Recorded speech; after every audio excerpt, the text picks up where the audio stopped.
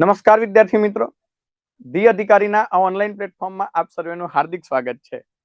આજનો આ તમારો પ્રથમ લેક્ચર એટલે કે ઓરિએન્ટેશન લેક્ચર હું તમારા માટે લઈને આવ્યો છું. અને આજના લેક્ચરની અંદર આજે તમે મારી જોડે ભણવાના છો સાંસ્કૃતિક વારસો. છે મંદિરમાં દેવોને પરિચય મારો ને મસ્જિદમાં ખુદા ઓળખે છે, નથી મારું પરિચય છાનું કોઈથી, તમારે પ્રતાપે બધા ઓળખે છે. તો આજે જે આપણે વિષય ભણવાના છીએ એ ગુજરાતનો સાંસ્કૃતિક વારસો અને ભારતનો સાંસ્કૃતિક વારસો, કલા અને સાંસ્કૃતિક વારસાની વિભાવના આપણે આ જર્નીની અંદર સમજવાના છીએ. આ લેક્ચરની અંદર આજે આપણે સમજવાના છીએ. અને આજે જે આપણે ટોપિક ભણવાના છીએ, અમારી ધ અધિકારી એકેડેમીની જે ટીમ છે, yes okay, voice done, okay બરાબર છે. હા, પહેલા કોઈને અવાજ કદાચ નહોતો આવતો, હવે અવાજ આવશે, માઇક બંધ હતું. આજે આપણે ભણવાના છીએ મિત્રો ગુજરાતના લોકમેળાઓ. તમે લોકોએ ગરબો સાંભળ્યો હશે ને, હું તો ગઈ હતી મેળે. તમે લોકોએ ગરબો સાંભળ્યો હશે કે શામળાજીના મેળે રણજણિયું રે પેજણિયું વાગે, હાલને બેરું શામળાજીના મેળે રણજણિયું રે પેજણિયું વાગે. તમે ગરબો સાંભળ્યો હશે કે મેળામાં આંખના ઉલાડા અને મેળામાં જાજર જણકાર. તો એવા લોકમેળાઓ આજના લેક્ચરની અંદર આજે આપણે ભણવાના છીએ. પરંતુ લોકમેળાઓ ભણવાની શરૂઆત કરીએ એના પહેલા હું તમને જીપીએસસીની પરીક્ષાની, જીપીએસસીની એક્ઝામિનેશનની પેટર્ન વિશે થોડી ઘણી વાત કરવા માંગુ છું કે જીપીએસસીની પરીક્ષાની પેટર્ન શું હોય છે અને તમારાથી આ જીપીએસસીની પરીક્ષા પાસ થાય કે ન થાય. એક વાત તો હું તમને કહી શકું છું કે આજનું આ લેક્ચર જોયા પછી તમે એક વાતથી ક્લિયર થઈ જશો તમામ વિદ્યાર્થી મિત્રો કે તમારે જીપીએસસીની તૈયારી કરવી જોઈએ કે ન કરવી જોઈએ. આ બાબતે તમે એકદમ ક્લિયર થઈ જશો. તો આજે આપણે જીપીએસસીની એક્ઝામની પેટર્નની વાત કરવાના છીએ. અને તમને કંઈ પણ પ્રશ્ન થાય, તમને કંઈ પણ ડાઉટ હોય તો તમે હમણાં જ કમેન્ટ કરીને મને પૂછી શકો છો. કંઈ પણ તમને ડાઉટ હોય તો તમે પૂછી શકો છો. હવે આપણે જીપીએસસીની એક્ઝામ પેટર્નની વાત કરીએ. જીપીએસસીની જે એક્ઝામ કન્ડક્ટ થાય છે તો તમને પહેલા તો એ ખબર હોવું જોઈએ કે આ જે જીપીએસસી છે એ એક બોર્ડ છે, જે બંધારણીય સંસ્થા છે. બંધારણની અંદર અનુચ્છેદ 315 ની અંતર્ગત જીપીએસસી ની વાતચીત કરેલી છે. બંધારણની અંદર તેનો ઉલ્લેખ છે. અને એ સંસ્થા ગુજરાતની અંદર અલગ અલગ સ્પર્ધાત્મક પરીક્ષાઓનું આયોજન કરવાનું કાર્ય કરે છે જીપીએસસી. તો જીપીએસસી નું કામ છે કે જે ક્લાસ 1, ક્લાસ 2 અધિકારીની પોસ્ટ છે એ પોસ્ટ માટેની પરીક્ષા કન્ડક્ટ કરે, એ એની જવાબદારી અંતર્ગત આવે છે. અને સુપર ક્લાસ 3 એટલે કે ડીવાયએસઓ અને એસટીઆઈ જેવી પરીક્ષાની પણ જીપીએસસી કન્ડક્ટ કરે છે. હવે માની લો કે કોઈ વિદ્યાર્થી એવું કહેતું હોય કે હું જીપીએસસી ની તૈયારી કરું છું. ઓકે, હવે માની લો કે કોઈ વિદ્યાર્થી કે હું જીપીએસસી ની તૈયારી કરું છું, તો કઈ પોસ્ટ માટે આ જીપીએસસી એક્ઝામ કન્ડક્ટ કરે છે. તો જીપીએસસી એક તો ક્લાસ 1 અને ક્લાસ 2 ઓફિસર માટે એક્ઝામ કન્ડક્ટ કરે છે. અને જીપીએસસી સુપર ક્લાસ 3, ક્લાસ 3 ની અંદર પણ સુપર ક્લાસ 3 જે એક્ઝામિનેશન આવે છે, પોસ્ટ આવે છે, એના માટે એક્ઝામ કન્ડક્ટ કરે છે. હવે આપણે વાત કરીએ ક્લાસ 1-2. તો જીપીએસસી ક્લાસ 1-2 ઓફિસર માટે કઈ કઈ પોસ્ટ માટે એક્ઝામ કન્ડક્ટ કરે છે. તો સૌથી પહેલી પોસ્ટ છે મિત્રો ડેપ્યુટી કલેક્ટર. સૌથી પહેલી પોસ્ટ છે ડેપ્યુટી કલેક્ટર, એટલે કે ડેપ્યુટી કલેક્ટર માટે. બીજી એક પોસ્ટ આવે છે અને મિત્રો એ પોસ્ટનું નામ છે assistant commissioner of GST. Assistant commissioner of GST, બરાબર છે, આસિસ્ટન્ટ કમિશનર ઓફ જીએસટી. હા, આસિસ્ટન્ટ કમિશનર ઓફ જીએસટી આ પણ મિત્રો ક્લાસ 1 ની પોસ્ટ છે. એના પછી સેક્શન ઓફિસર છે, મામલતદાર છે, ટીડીઓ છે. તો એવી ક્લાસ 1-2 ઓફિસર માટેની એટસેટ્રા આવી સેક્શન ઓફિસર છે કે જેમાં તમે સચિવાલયમાં બેસો છો, એસઓ. તો તમામ પોસ્ટ માટે એક્ઝામ કન્ડક્ટ કરે છે કોણ? જીપીએસસી કરે છે. સુપર ક્લાસ 3 ની વાત કરીએ મિત્રો તો એક એસટીઆઈ પોસ્ટ આવે છે, સ્ટેટ ટેક્સ ઇન્સ્પેક્ટર, જે સુપર ક્લાસ 3 ની પોસ્ટ છે, એના માટે એક્ઝામ કન્ડક્ટ કરે છે. ડીવાયએસઓ એટલે કે ડેપ્યુટી સેક્શન ઓફિસર, એના માટે એક્ઝામ કન્ડક્ટ કરે છે. અને ડેપ્યુટી મામલતદાર એના માટે પણ એક્ઝામ કન્ડક્ટ કરે છે. બરાબર છે. તો આ એવી પોસ્ટ છે કે જે સુપર ક્લાસ 3 ની પોસ્ટ આવે. બરાબર છે. ઓકે, હવે જીપીએસસી ની એક્ઝામ જો આપણે ક્લાસ 1-2 ની પરીક્ષાની વાત કરીએ, ક્લાસ 1-2 ની પરીક્ષા, તો યાદ રાખજો વિદ્યાર્થી મિત્રો, ક્લાસ 1-2 નું પેપર 3 સ્ટેજમાં લેવાય. 3 સ્ટેજમાં પેપર લેવાય. સૌથી પહેલો સ્ટેજ એનું નામ છે મિત્રો પ્રિલિમ. એના પછીનું સ્ટેજ એટલે મિત્રો એનું નામ છે મેઇન્સ. અને ત્રીજું સ્ટેજ એટલે કે એનું નામ છે ઇન્ટરવ્યુ. તો મીન્સ ઉપર આવી ઉપર તો કરવું પડશે ને. હા, એના પછીનું સ્ટેજ છે ઇન્ટરવ્યુ. તો પ્રિલિમ, મેઇન્સ અને ઇન્ટરવ્યુ. હા, પ્રિલિમ, મેઇન્સ અને ઇન્ટરવ્યુ.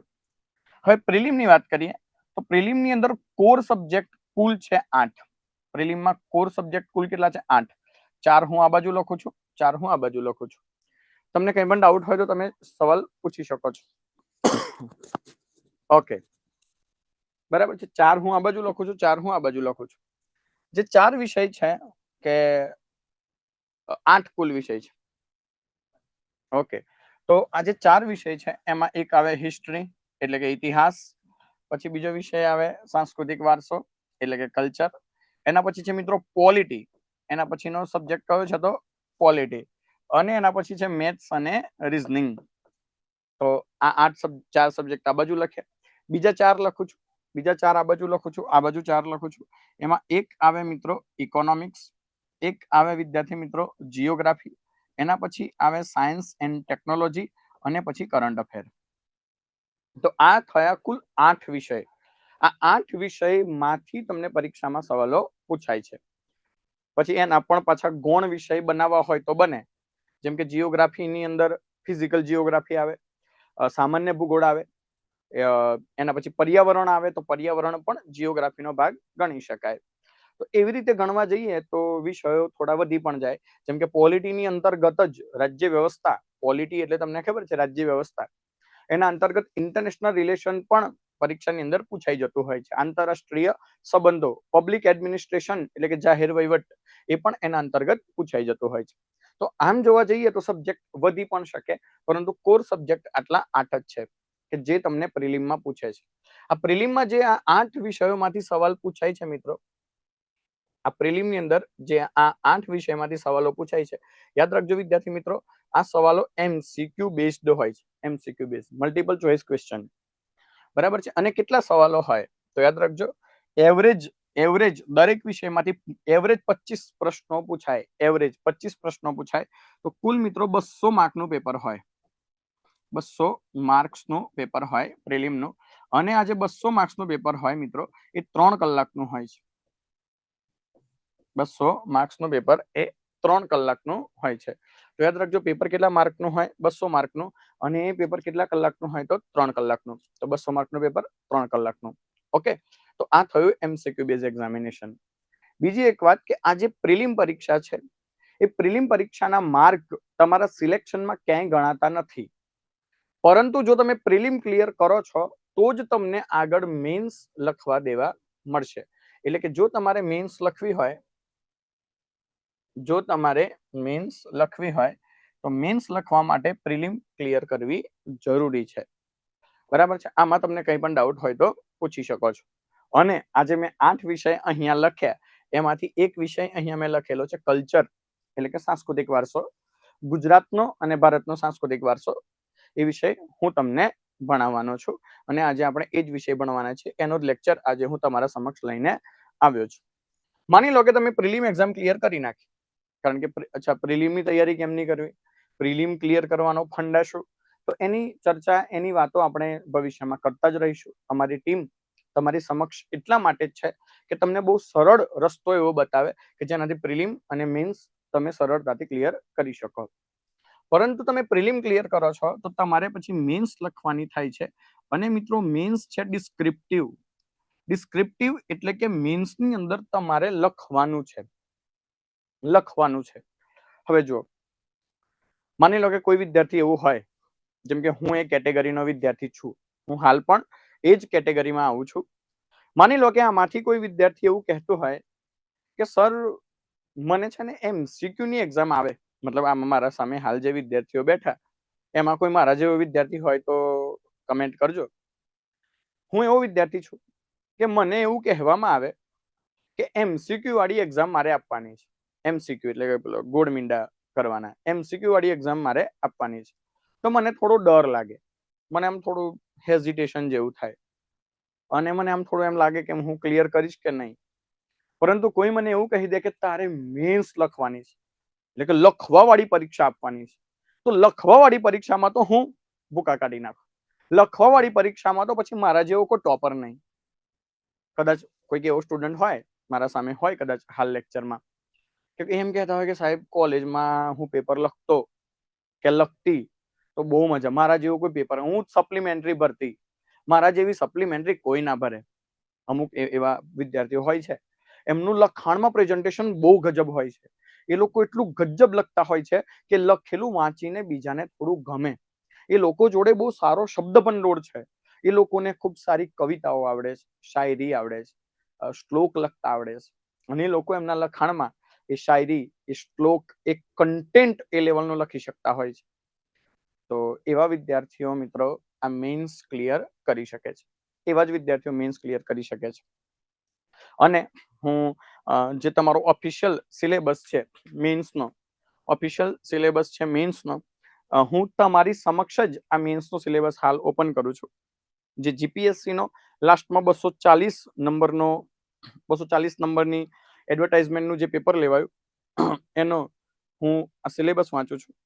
એમાં પહેલો મુદ્દો જે લખેલો છે એ હું વાંચું છું, અને તમે પ્લીઝ હું રિક્વેસ્ટ કરું છું કે ખૂબ જ ધ્યાનથી એને સાંભળો, ખૂબ જ ધ્યાનથી એને સાંભળો, જેનાથી તમને ખબર પડે કે આપણે મેન્સ ક્લિયર કરવા માટે શું કરવાનું છે. અને અમારી ટીમ એક વાતનું ખાસ ધ્યાન રાખવાની છે કે પ્રિલિમમાં તો તમને મદદ કરશે જ, પરંતુ મિત્રો ખાસ અમારી ટીમ મેન્સમાં તમારી મદદ કરવાની છે.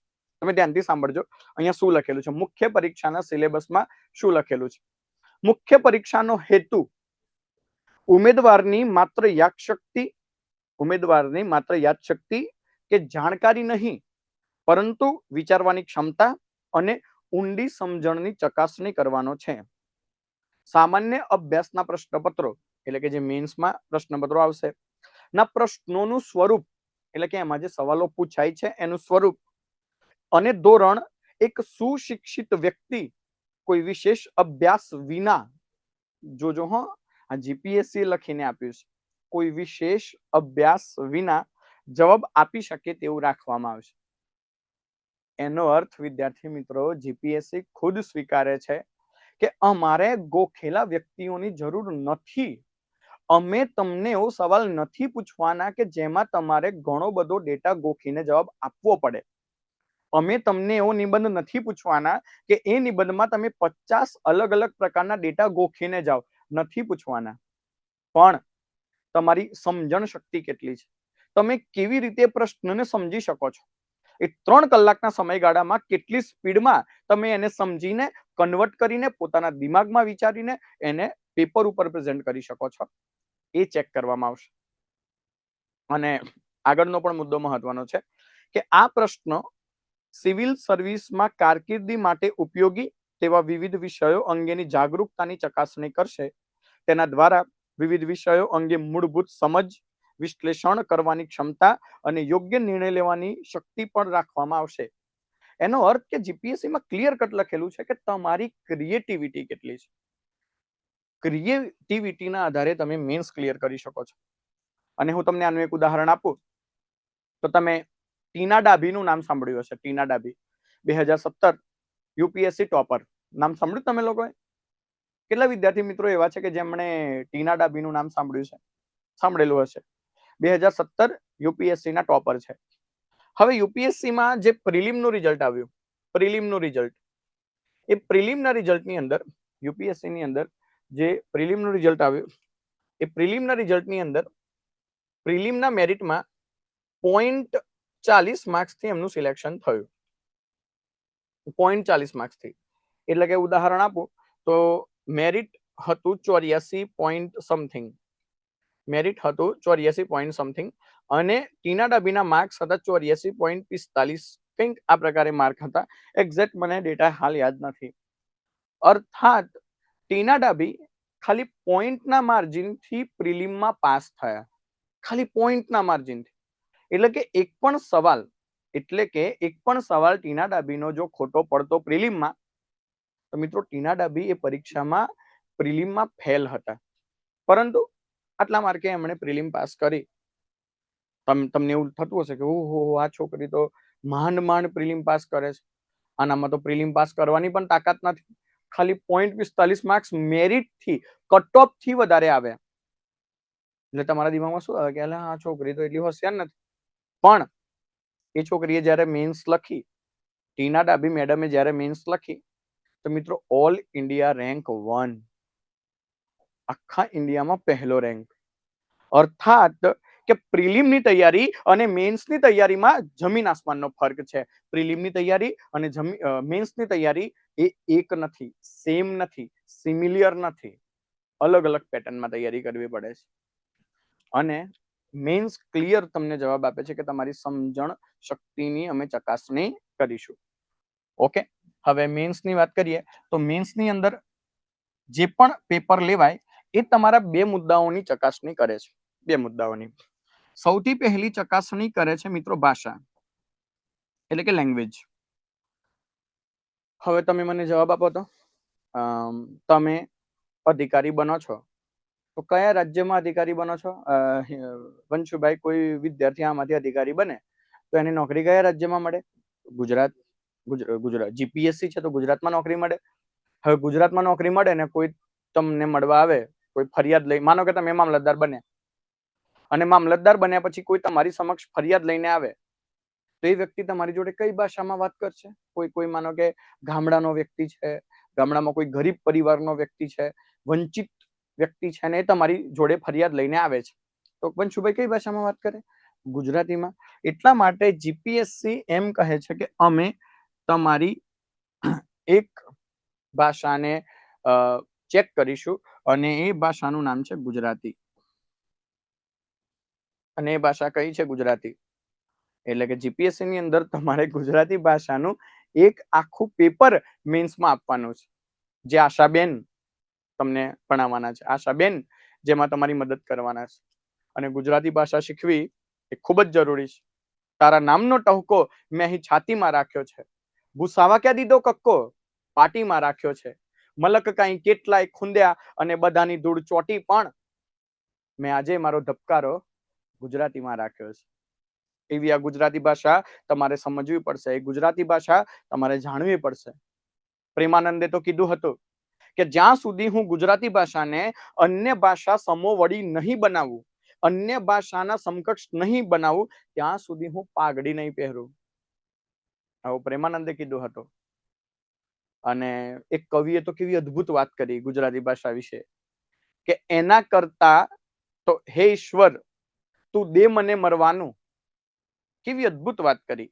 એના કરતા હે ઈશ્વર તું દે મને મરવાનું, ગુજરાતીનું પણ ગુજરાતી કરવાનું, ગુજરાતીનું પણ મારે ગુજરાતી કરવાનું. તો એવી ગુજરાતી ભાષા એ તમારે સમજવી પડશે. એ ગુજરાતી ભાષાનું એક આખું પેપર આવે છે, જેમાં પત્ર લેખન, નિબંધ લેખન, ચર્ચાપત્ર, નિવેદન, ભાષાંતર કરવું, પ્રેસે એટલે કે તમે 1/3 કરો છો, ગદ્યાર્થ ગ્રહણ જે તમે કહો છો, ફકરામાંથી જોઈને જવાબ આપવા, સંવાદ લખવો, આ બધા મુદ્દાઓ તમારા ગુજરાતીમાં આવે છે. સારું, તો એનો અર્થ કે એક અધિકારી તરીકે એક ભાષાનું જ્ઞાન તમારી સમક્ષ હોવું જોઈએ, અને કઈ ભાષા છે? તો ગુજરાતી. સારું, હવે મને બીજો જવાબ આપો.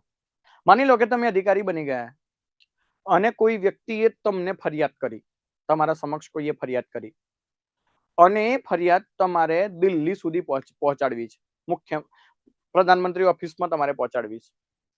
તો દિલ્હીમાં કોઈક અધિકારી બેઠો હશે, તમારે એની જોડે સંપર્ક કરવાનો છે અથવા એને પત્ર લખવાનો છે.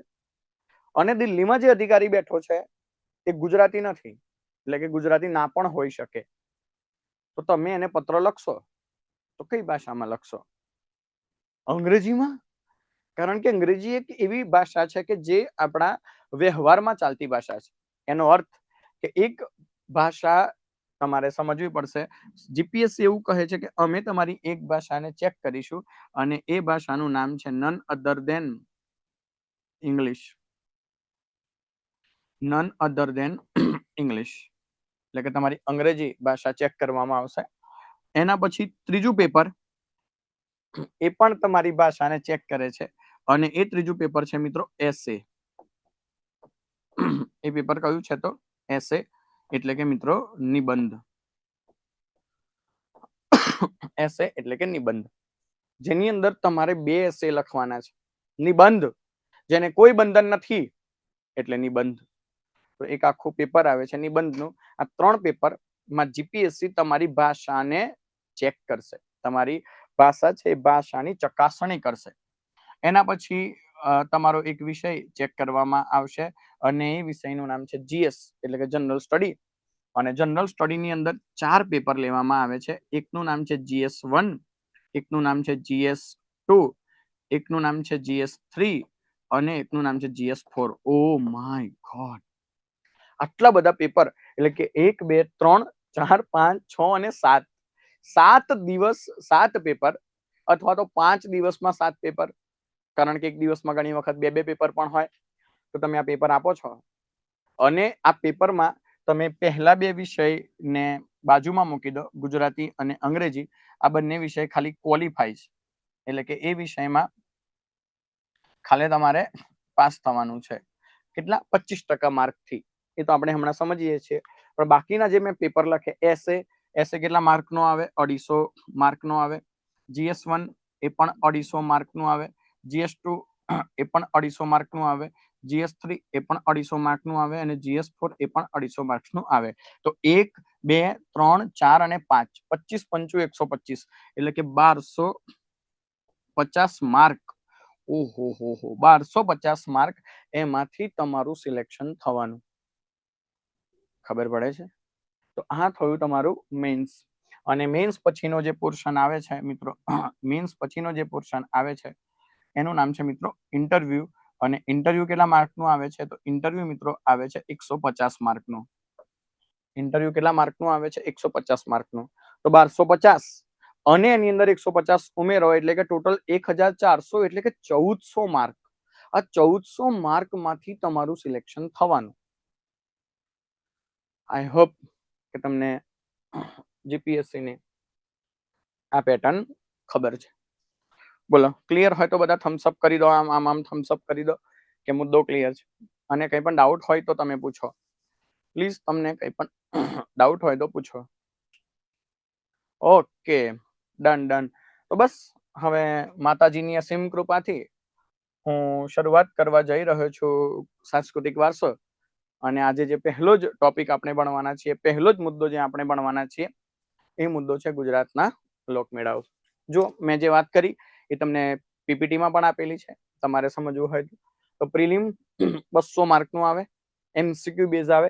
એ એક્ઝામ ખાલી તમારે પાસ કરવાની. એના પછી મેન્સ એક્ઝામ આવે, એમાં ક્વોલિફાઈ પેપર 2 આવે, એટલે કે એ પેપરમાં ખાલી ક્વોલિફાઈ કરવાનું છે. 300 માર્કનું પેપર આવે, ગુજરાતીનું અને અંગ્રેજીનું.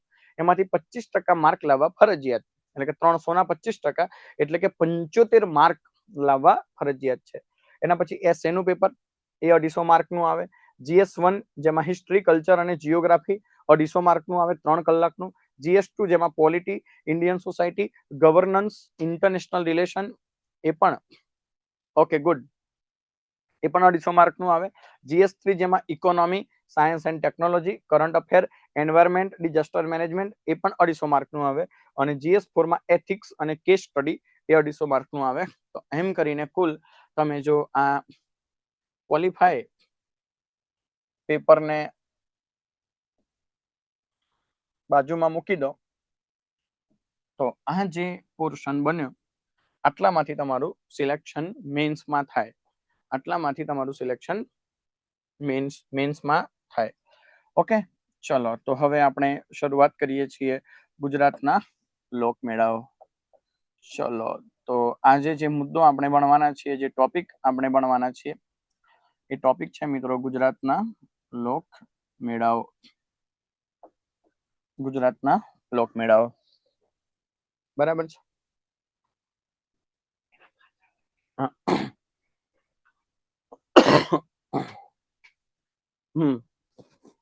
ઓકે, ગુજરાતના લોકમેળાઓ. ઓકે, ગુજરાતના લોકમેળાઓ. સરસ. તો જો ગુજરાતના લોકમેળાઓમાં સૌથી પહેલા તો તમને ખબર હોવી જોઈએ કે મેળા શબ્દનો અર્થ શું થાય. મેળાનો અર્થ શું થાય? What is the meaning of the name મેળા? પહેલા તો આપણને એ તો ખબર હોવી જોઈએ કે મેળાનો અર્થ શું. તો મિત્રો મેળાનો અર્થ થાય મિલન. મેળાનો અર્થ થાય મિલન. મેળાનો અર્થ થાય મુલાકાત. जिंदा रहने के लिए तेरी कसम एक मुलाकात जरूरी है सनम. તમે સાંભળ્યું હશે મુલાકાત. મેળા એટલે ભેગા થવું. મેળા એટલે ભેગા થવું. તો મિત્રો મેળા શબ્દનો અર્થ થાય છે મિલન, મુલાકાત, ભેગા થવું. કોઈ એક જ જગ્યા ઉપર ઘણું બધું માનવ મહેરામણ ભેગું થાય તો મિત્રો આપણે એને કહીએ છીએ મેળો. અને એટલા માટે જ કહેવાયું છે કે શામળાજીના મેળે રણજણિયું રે પેજણિયું વાગે, મેળામાં આંખના ઉલાડા, મેળામાં જાજર જણકાર. અને આજથી જે નવલી નવરાત્રી આ નોરતાની શરૂઆત થાય છે. નવરાત્રી નવદુર્ગાની પૂજા એવી નવરાત્રીની આજે શરૂઆત થાય છે મિત્રો. અને નવરાત્રીની અંદર પણ ઘણા બધા લોકો એક જ જગ્યાએ તમને ભેગા થતા જોવા મળશે. ઘણું બધું માનવ મહેરામણ એક જ જગ્યાએ એકઠું થતું જોવા મળશે. એને શું કહેવાય? મેળો. એને શું કહેવાય? મેળાવડો. તો મેળા એટલે મિલન, મુલાકાત અથવા તો ભેગા થવું. સારું, ચલો. તો મેળાનો અર્થ થાય મિલન, મુલાકાત અથવા તો ભેગા થવું. મારે તમને એક સવાલ કરવો છે, એક પ્રશ્ન પૂછવો છે અને તમે કમેન્ટ કરીને જવાબ આપો. મેળાની શરૂઆત કયા મેળાથી થઈ હતી? એવો કયો મેળો છે કે આપણે એને કહી શકીએ કે આ દુનિયાનો સૌથી પહેલો મેળો હતો અને એ મેળાથી જ સૌથી પહેલી શરૂઆત થઈ હતી? બરાબર છે. એવો કયો મેળો છે કે એ મેળાથી મેળાની શરૂઆત થઈ હતી? મેળાની શરૂઆત થઈ હતી. કયો મેળો છે? એટલે કે એવો કયો મેળો છે કે જેને હું કહી શકું કે આ દુનિયાનો સૌથી જૂનામાં જૂનો મેળો છે? આ મેળો એ દુનિયાનો સૌથી જૂનો મેળો છે. કયો મેળો? ઓકે. અથવા તમે એમ કહી શકો છો કે ભારતનો સૌથી જૂનો મેળો કયો? એટલે કે મેળાની શરૂઆત કયા મેળાથી થઈ હતી? મેળાની શરૂઆત કયા મેળાથી થઈ હતી? યાદ રાખજો મિત્રો, મેળાની શરૂઆત થઈ હતી કુંભ મેળાથી. Oh my god. તો મેળાની જે શરૂઆત થઈ એ શરૂઆત કયા મેળાથી થઈ હતી? કુંભ મેળાથી. કયા મેળાથી થઈ હતી? કુંભ મેળાથી. મેળાની શરૂઆત કયા મેળાથી થઈ હતી? કુંભ મેળાથી. સારું, ચલો. કોઈને ખબર છે કુંભ મેળો કેમ ભરાય છે? આપણા આટલા બધા વિદ્યાર્થી મિત્રો લાઈવ છે, એમાંથી કોઈને ખબર છે કે આ કુંભ મેળો કેમ ભરાય છે? અથવા કુંભ મેળો ભરાવવાનું કારણ શું? આ કુંભ મેળો કેમ ભરાય છે? કોઈ વિદ્યાર્થીને ખબર છે કુંભ મેળો ભરાવવાનું કારણ શું? કેમ ભરાય છે આ કુંભ મેળો? સર, અસુરો અને દેવતાઓ. હા, સાચી વાત છે. બિલકુલ સાચી વાત છે. અસુરો અને દેવતા જોડે એક કથા જોડાયેલી છે, દંતકથા જોડાયેલી. સાચી વાત છે. અસુરો જોડે દંતકથા જોડાયેલી છે. ઓકે. દેવતાઓ જોડે દંતકથા. પણ શું દંતકથા છે? માની લો કે કોઈએ તમને સવાલ કર્યો, હે ને? અથવા આજે માની લો કે તમારે કોઈને સમજાવવું છે, તમારા મમ્મી પપ્પાએ તમને પૂછ્યું, તમારા કોઈ મિત્રએ તમને પૂછ્યું કે કુંભ મેળો કેમ ભરાય છે, અને તમે સાંસ્કૃતિક વારસો ભણીને બેઠા છો અને પરીક્ષામાં પૂછાય એ તો પછીની વાત છે, એની ચર્ચા તો કરવાના જ છીએ.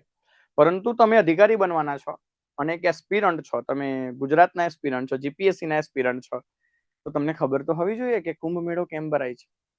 સારું, તો સ્ક્રોલ કરજો ને. વંશુભાઈ કદાચ એમને મેસેજ કર્યો હોય. ઓકે.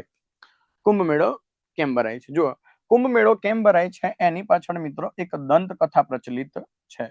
કુંભ મેળો કેમ ભરાય છે એની પાછળ એક દંતકથા પ્રચલિત છે અને એ દંતકથા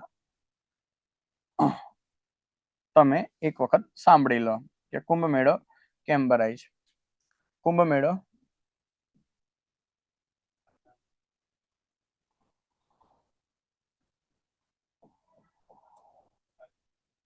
કુંભ મેળો કેમ ભરાય છે? તો કુંભ મેળો કેમ ભરાય છે એની પાછળ એક મિત્રો દંતકથા જાણીતી છે. એટલામાં હું રાહ જોઉં છું, કદાચ કોઈ કમેન્ટ કરી દે. કુંભ મેળો કેમ ભરાય છે? ઓકે. ઓકે, જુઓ, કુંભ મેળો કેમ ભરાય છે મિત્રો એની પાછળ એક દંતકથા જાણીતી છે. કઈ દંતકથા? તો મિત્રો તમે લોકોએ દેવતાઓનું નામ સાંભળ્યું હશે અને તમે લોકોએ દાનવોનું નામ પણ સાંભળ્યું હશે. સતયુગ જ્યારે આપણા ભારત દેશમાં ચાલતો હતો, આ સતયુગ જ્યારે આપણા ભારત દેશમાં ચાલતો હતો ત્યારે તમે દેવતાઓનું નામ સાંભળ્યું હશે અને દાનવોનું નામ સાંભળ્યું હશે. આ દેવતાઓ અને દાનવો વચ્ચે ભયંકર યુદ્ધો થતા. આ દેવતાઓ અને જે દાનવો હતા, આ દેવતાઓ અને દાનવો વચ્ચે ઘણા બધા સમય સુધી યુદ્ધ થયા. વચ્ચે એક એવો સમય આવ્યો કે દેવતાઓ અને દાનવો વચ્ચે કોઈ જ પ્રકારનું યુદ્ધ ના થયું. આમ આપણે કહીએ કે યુદ્ધ વિરામ જેવી પરિસ્થિતિ આવી. તો દેવતાઓ અને દાનવો વચ્ચે કોઈ યુદ્ધ ના થયું તો એક દિવસ દેવતાઓ અને દાનવોની મુલાકાત થઈ, મળ્યા તો પછી દેવતાઓએ કીધું દાનવોને કે તમે યાર આક્રમણ કરો, આક્રમણ વગર મજા નથી આવતી. તો દાનવોએ કીધું અમે શું કામ આક્રમણ કરીએ, તમે આક્રમણ કરો. તો ટૂંકમાં દેવતાઓ અને દાનવો વચ્ચે આમ એક વાતચીત થઈ કે યુદ્ધ કરો તો મજા આવે, એમને મજા નહીં આવતી, તમે આક્રમણ કરો ને તો થોડી વધારે મજા આવે. તો એવામાં દાનવોએ દેવતાઓને કીધું કે આક્રમણ કરો, દેવતાઓએ દાનવોને કીધું આક્રમણ કરો. તો દેવતાઓએ દાનવોને એક પ્રસ્તાવ આપ્યો કે અમારી જોડે તમારા માટે એક પ્રસ્તાવ છે. તો દાનવો કે શું? તો દેવતાઓએ કીધું કે તમે અને અમે, એટલે કે દેવતાઓ અને દાનવો મળીને કરીએ સમુદ્ર મંથન. ઓકે, અહીંયા એક કંઈક મુદ્દો આવે છે, સમુદ્ર મંથન. તો જે પ્રશ્ન તમારા મનમાં ઉદ્ભવ્યો એ જ પ્રશ્ન દાનવોના મનમાં પણ ઉદ્ભવ્યો કે સમુદ્ર મંથન એટલે શું? સમુદ્ર મંથન શું છે? તો દેવતાઓએ કીધું કે સમુદ્રની વચ્ચે, સમુદ્રની મધ્યે એક નાગ પર્વત મૂકવાનો છે. એ નાગ પર્વતની ફરતે આપણે શેષ નાગ વીંટાળી દેવાનો છે. શેષ નાગ. એ શેષ નાગનો એક છેડો દાનવોના હાથમાં, બીજો છેડો દેવતાઓના હાથમાં, અને પછી આપણે આમ પેલું છાસ વલોવીએ એવી રીતે સમુદ્રનું મંથન કરવાનું. અને સમુદ્રનું આ મંથન કરીએ તો સમુદ્રમાંથી અલગ અલગ વસ્તુઓ બહાર આવે, અલગ અલગ વસ્તુઓ બહાર આવશે. દાનવો કે બરાબર છે, સમુદ્ર મંથન કરવાનું, નાગ પર્વત સમુદ્રમાં રોપી દેવાનો અને પછી મંથન કરવાનું, એમાંથી અલગ અલગ વસ્તુ બહાર આવે. તો દાનવોએ દેવતાઓને પૂછ્યું કે સમુદ્ર મંથન તો કરીએ, પરંતુ અમને શું મળે? દાનવોનો શું ફાયદો? તો દેવતાઓએ કીધું કે સમુદ્ર મંથનમાંથી અલગ અલગ દિવસે અલગ અલગ વસ્તુઓ બહાર આવે, અલગ અલગ દિવસે અલગ અલગ વસ્તુઓ નીકળે. તો જેવી અલગ અલગ વસ્તુઓ બહાર આવે તો દેવતાઓ અને દાનવો અડધી અડધી વહેંચી લઈશું. તો દાનવોએ વિચાર્યું કે ના ના ના, અમને આ બધું નહીં ફાવે. તો સોરી, દાનવોએ કીધું કે અમને આવું નહીં ફાવે. તો દેવતાઓએ કીધું કે કદાચ એવું બને કે એક દિવસ એવો આવે કે આ સમુદ્ર મંથનમાંથી અમૃતનો ઘડો બહાર આવે, અમૃતનો કુંભ બહાર આવે. અને અમૃતનો કુંભ બહાર આવે તો જે પણ વ્યક્તિ અમૃતનું ખાલી એક ટીપું પણ પી લે, જે પણ દેવતા કે દાનવ અમૃતના ગળાનું એક ટીપું પી લે તો એ અમર થઈ જાય, અમર થઈ જાય. જેવું આ કીધું દાનવો તૈયાર થઈ ગયા. હા, ચલો, હા, હવે કરીએ સમુદ્ર મંથન. અમૃત માટે સમુદ્ર મંથન કરવા તૈયાર થયા દાનવો. સમુદ્ર મંથન કર્યું. સમુદ્ર મંથન કર્યું તો આ સવાલ તમને એક વખત પરીક્ષામાં પૂછી નાખ્યો કે સમુદ્ર મંથનમાંથી વાઘ બારસના દિવસે કઈ વસ્તુ નીકળી? વાઘ બારસના દિવસે શું અવતરિત થયું? વાઘ બારસના દિવસે શું અવતરિત થયું? તો મિત્રો યાદ રાખજો, વાઘ બારસના દિવસે સમુદ્ર મંથનમાંથી ગાય માતા નીકળ્યા હતા. શું નીકળ્યું હતું? ગાય માતા. ગાય માતા વાઘ બારસના દિવસે સમુદ્ર મંથનમાંથી નીકળ્યા. એના પછીનો દિવસ, વાઘ બારસ પછીનો દિવસ એટલે કે મિત્રો ધનતેરસ. અને મિત્રો ધનતેરસના દિવસે સમુદ્ર મંથનમાંથી એક દેવતા અવતરિત થયા અને મિત્રો એ દેવતાનું નામ છે ધન્વંતરી. અને મિત્રો આ જે ધન્વંતરી નામના દેવતા છે એ દેવતાના હાથમાં હતો અમૃતનો ગળો. અમૃતનો ગળો એટલે કે અમૃતનો કુંભ. અમૃતનો ગળો એટલે કે અમૃતનો કુંભ. તો ધનતેરસ આવી, અમૃતનો ગળો બહાર આવ્યો. પણ તમને લોકોને ખબર છે કે દાનવોને તો અમૃત આપવાનું નહોતું, કારણ કે જો દાનવોને અમૃત મળી જતું તો દાનવો અમર થઈ જતા. એટલા માટે અમૃતનો ગળો બહાર આવ્યો. અને તમને લોકોને તો એ વાત પણ ખબર હશે કે જ્યારે અમૃતનો ગળો સમુદ્ર મંથનમાંથી બહાર આવ્યો તો જોડે વિષ પણ બહાર આવ્યું હતું. એને વિષ પણ બહાર આવ્યું. અમૃત અને વિષ બંને જોડે નીકળ્યા.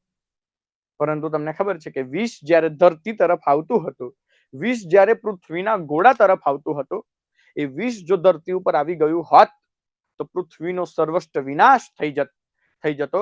આ પશુ, પંખી, જીવ, કિન્નર, ગાંધર્વ, મનુષ્ય, નદીઓ, જળ, જાખરા આ બધું એક સાથે નષ્ટ થઈ જતું. પરંતુ તમને બધાને ખબર છે કે એ વિષ કંઠે કોણે ધારણ કર્યું? આ કંઠ ઉપર કોણે ધારણ કર્યું? મહાદેવ. અને મહાદેવે કંઠ ઉપર ધારણ કર્યું એ પછી મહાદેવનું નામ પડ્યું નીલકંઠ. તે તો તમને ખબર છે. પરંતુ અમૃતનો ગળો બહાર આવ્યો અને કામ કરું છું, હું ગળાની જગ્યાએ ગળાનો સમાનાર્થી શબ્દ બોલું છું. ગળાનો સમાનાર્થી શબ્દ શું થાય? તો કુંભ. ગળાનો સમાનાર્થી શબ્દ શું થાય? તો કુંભ. તો અમૃતનો કુંભ બહાર આવ્યો. અમૃતનો કુંભ બહાર આવ્યો. અને અમૃતનો જે કુંભ બહાર આવ્યો, આ અમૃતનો કુંભ લઈ લીધો ઇન્દ્ર દેવતાના દીકરા જયંતે. ઇન્દ્ર દેવતાનો દીકરો હતો જયંત દેવતા. એમણે આ અમૃતનો ગળો લઈ લીધો અને એ આકાશમાં ઉડવા લાગ્યા. અમૃતનો ગળો લઈને ત્યાંથી ભાગ્યા. અમૃતનો ગળો લઈને ભાગ્યા. આકાશમાં ઉડતા હતા તો એમની પાછળ આખી દાનવોની સેના, આ દાનવોના પાછળ આખી દેવતાઓની સેના, અને ભયંકર અફરાતફરી મચી. પરંતુ આ અફરાતફરીમાં અમૃતના ગળામાંથી 4 ટીપા આ ધરતી ઉપર પડ્યા. અને 4 ટીપા જે ધરતી ઉપર પડ્યા, આપણને ગર્વ થવો જોઈએ કે એ 4 ટીપા આ ભારત ધરા, ભારત ભૂમ, ભારત ખંડ, ભારત ભૂમિ ઉપર પડ્યા. આપણા આ ભારત દેશ ઉપર પડ્યા. અને એ જે 4 ટીપા પડ્યા હતા એ અમૃતના કુંભમાંથી પડ્યા હોવાને કારણે એ મેળાને કુંભ મેળા તરીકે ઓળખવામાં આવે છે. તો ખબર પડી કુંભ મેળો કેમ ભરાય છે? થમ્સ અપ કરજો ખબર પડી હોય તો કે કુંભ મેળો કેમ ભરાય છે. ઓકે, ક્લિયર હોય તો માની લો કે તમને પેપરમાં પ્રિલિમમાં એવું પૂછી નાખે કે સમુદ્ર મંથનમાંથી વાઘ બારસના દિવસે શું અવતરિત થયું હતું? ગાય માતા. સમુદ્ર મંથનમાંથી ધનતેરસના દિવસે શું નીકળ્યું હતું? અમૃતનો ગળો. અમૃતનો ગળો.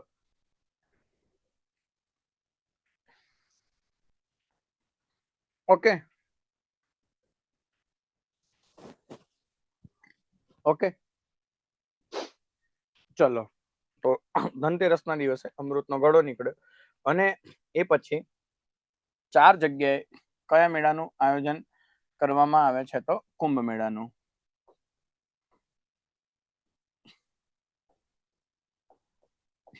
કયા મેળાનું આયોજન કરવામાં આવે છે? તો કુંભ મેળાનું.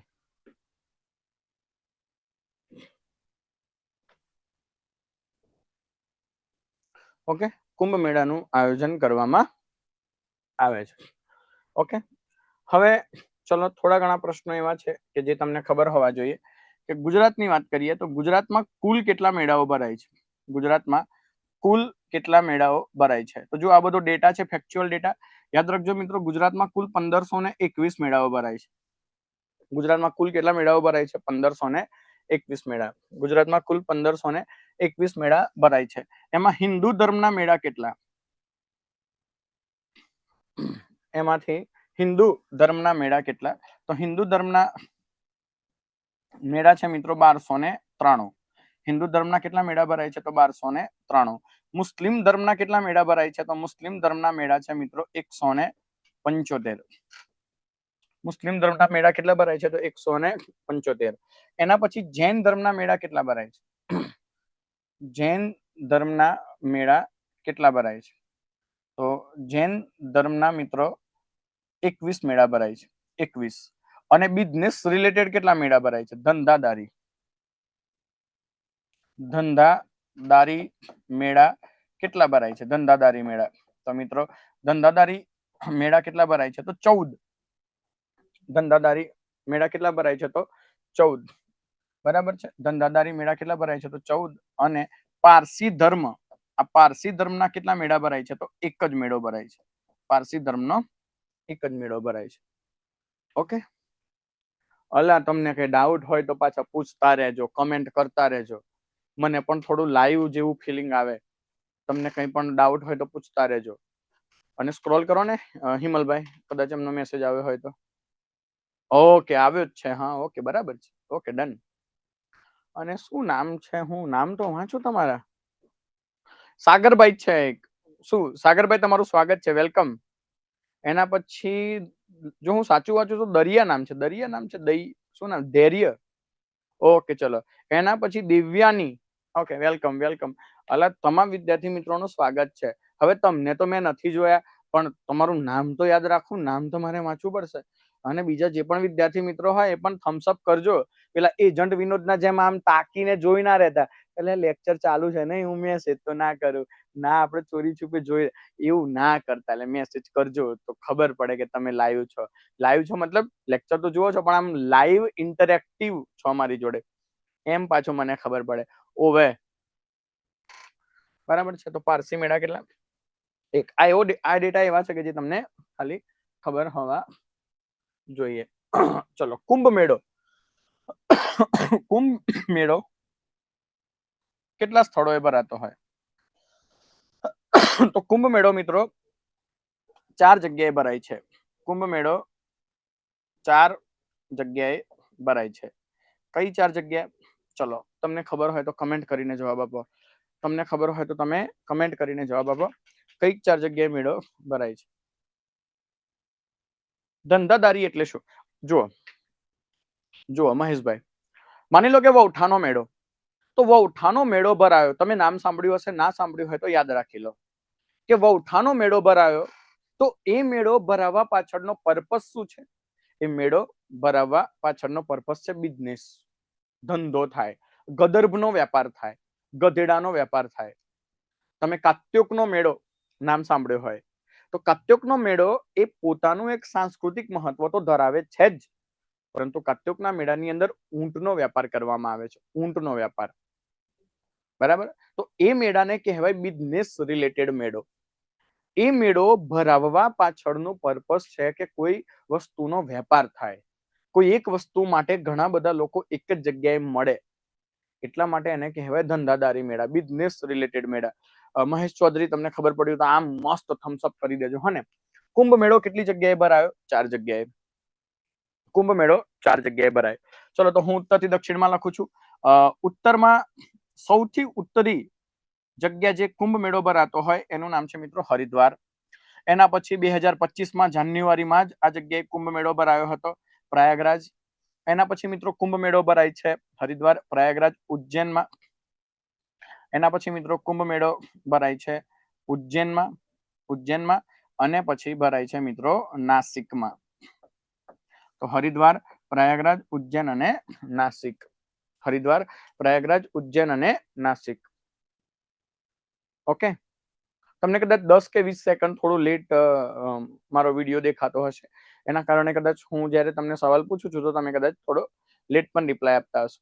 બરાબર. ચલો, ફટાફટ કમેન્ટ કરીને જવાબ આપો કે મેં જેટલા પણ સ્થળ અહીંયા લખ્યા, હરિદ્વાર, પ્રયાગરાજ, ઉજ્જૈન અને નાસિક, હરિદ્વાર, પ્રયાગરાજ, ઉજ્જૈન અને નાસિક, આ 4 સ્થળ કઈ નદીના કિનારે આવેલા છે?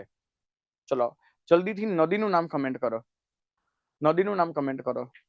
હું જોઉં છું મારા સમક્ષ ઘણા બધા નામ છે, પણ કમેન્ટ બહુ ઓછી આવે છે. ચલો, જેને જે પણ ખબર હોય તે કમેન્ટ કરે. હરિદ્વાર કઈ નદીના કિનારે? પ્રયાગરાજ કઈ નદીના કિનારે? ઉજ્જૈન કઈ નદીના કિનારે? અને નાસિક કઈ નદીના કિનારે?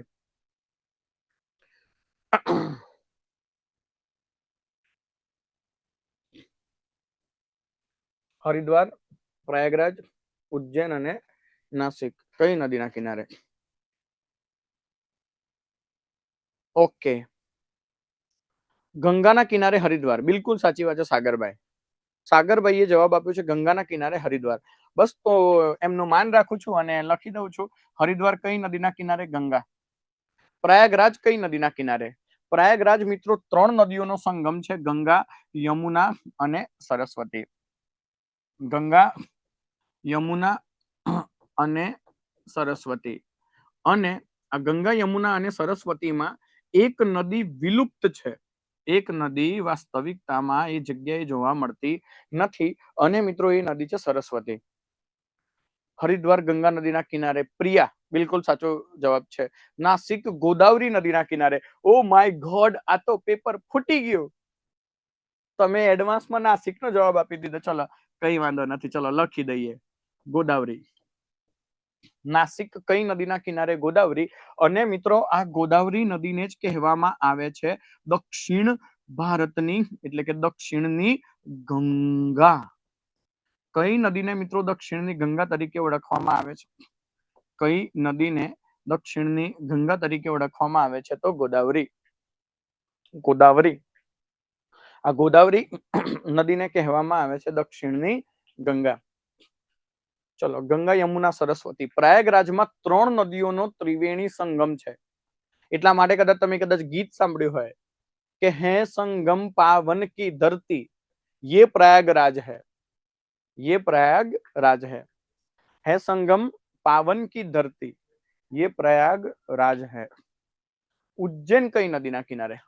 આનો જવાબ કોણ આપશે? ઉજ્જૈન કઈ નદીના કિનારે? ઉજ્જૈન.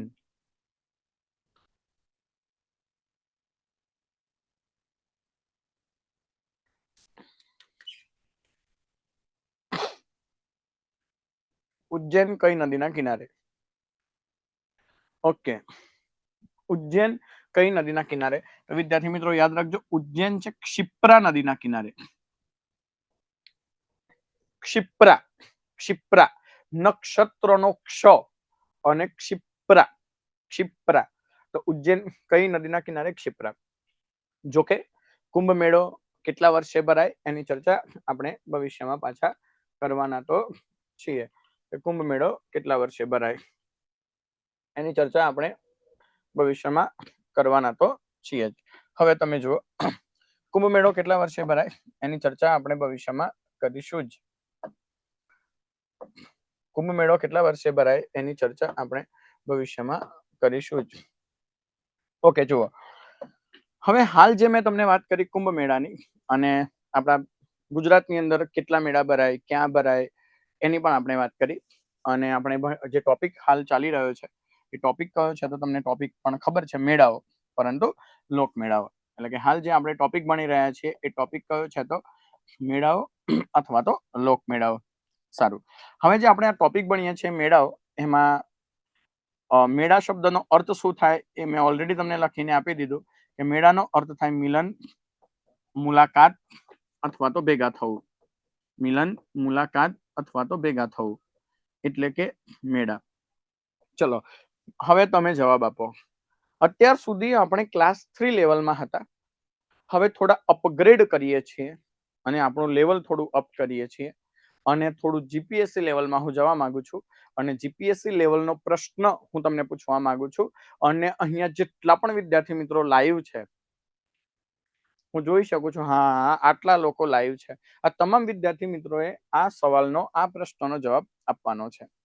મેળા માટે મિત્રો એક શબ્દ વપરાયો, અને મિત્રો એ શબ્દ છે મેલા. મેલા. ઓહો હો. મેળા માટે કયો શબ્દ વપરાયો? મેલા. મેલા. તો મેળા માટે આ મેલા, મેલા શબ્દ કોણે વાપર્યો? પેલું તમે પાછું નામ સાંભળ્યું ને, આપણે આમિર ખાનનું એક ફિલ્મ હતું, મેલા દિલો કા આતા હૈ, એક બાર આકે ચલા જાતા હૈ. તમે નામ સાંભળેલું હશે,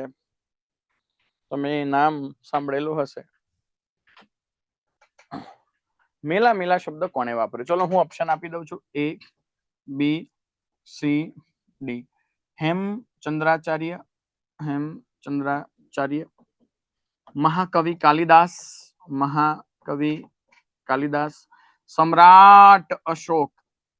એવો રાજા જેને કોઈ શોક નથી, કોઈ દુઃખ નથી, એટલે કે અશોક. હેમચંદ્રાચાર્ય, કાલિદાસ, અશોક. હેમચંદ્રાચાર્ય, કાલિદાસ, અશોક. હેમચંદ્રાચાર્ય, કાલિદાસ, અશોક અને સિદ્ધરાજ જયસિંહ. ચલો, કમેન્ટ કરવાની શરૂઆત કરો. ધડાધડ કમેન્ટ આવવી જોઈએ. જવાબ આપો. મેં તમને ઓપ્શન આપી દીધા છે. મેલા મેલા શબ્દ આ ચાર મહાન વિભૂતિમાંથી કોણે વાપર્યો? આ મેલા મેલા શબ્દ કોણે વાપર્યો? કયા મહાનુભાવ છે કે જેમણે આ મેલા મેલા શબ્દ વાપર્યો? મેલા મેલા શબ્દ કોણે વાપર્યો? મેલા મેલા શબ્દ કોણે વાપર્યો? મેળા માટે મેલા મેલા શબ્દ કોણે વાપર્યો? યસ, તુક્કો મારવાનો છે. તુક્કો ના આવડે તો તુક્કો મારવાનો છે, અને ના આવડે એટલે તો તમને અહીંયા ફેકલ્ટી મિત્રો તમારા માટે હાજર છે કે તમને શીખવાડે. બરાબર છે. તો મેલા મેલા શબ્દ કોણે વાપર્યો? તો વિદ્યાર્થી મિત્રો યાદ રાખજો, મેલા મેલા શબ્દ મેલા મેલા શબ્દ કોણે વાપર્યો હતો? તો હેમચંદ્રાચાર્ય. હેમચંદ્રાચાર્ય એમણે મેળા માટે કયો શબ્દ વાપર્યો હતો? મેલા મેલા. તો આમાં જવાબ શું આવે? એ એટલે કે હેમચંદ્રાચાર્ય. હેમચંદ્રાચાર્ય એમણે મેળા માટે કયો શબ્દ વાપર્યો હતો? મેલા મેલા શબ્દ વાપર્યો હતો. મેલા મેલા શબ્દ વાપર્યો હતો. યસ, બિલકુલ સાચો જવાબ આપ્યો છે. જો હું સાચું વાંચું છું તો કંચન નામ છે કદાચ. ચલો, મેળા માટે સમાજ શબ્દ કોણે વાપર્યો? સમાજ. મેળા માટે સમાજ શબ્દ કોણે વાપર્યો? તો યાદ રાખજો વિદ્યાર્થી મિત્રો, મેળા માટે સમાજ શબ્દ કોણે વાપર્યો? સમ્રાટ અશોક. મેળા માટે સમાજ શબ્દ કોણે વાપર્યો? સમ્રાટ અશોક. તો સમ્રાટ અશોકે મેળા માટે કયો શબ્દ વાપર્યો હતો? સમાજ. મેળા માટે કયો શબ્દ વાપર્યો હતો? સમાજ. ઓકે, તો અહીંયા સુધીના મુદ્દા ક્લિયર હોય તો થમ્સઅપ કરો, આપણે આગળ વધીએ. આમ થમ્સઅપ કરી દો એટલે આપણે આગળ વધીએ. બરાબર છે. ચલો, જેમ કે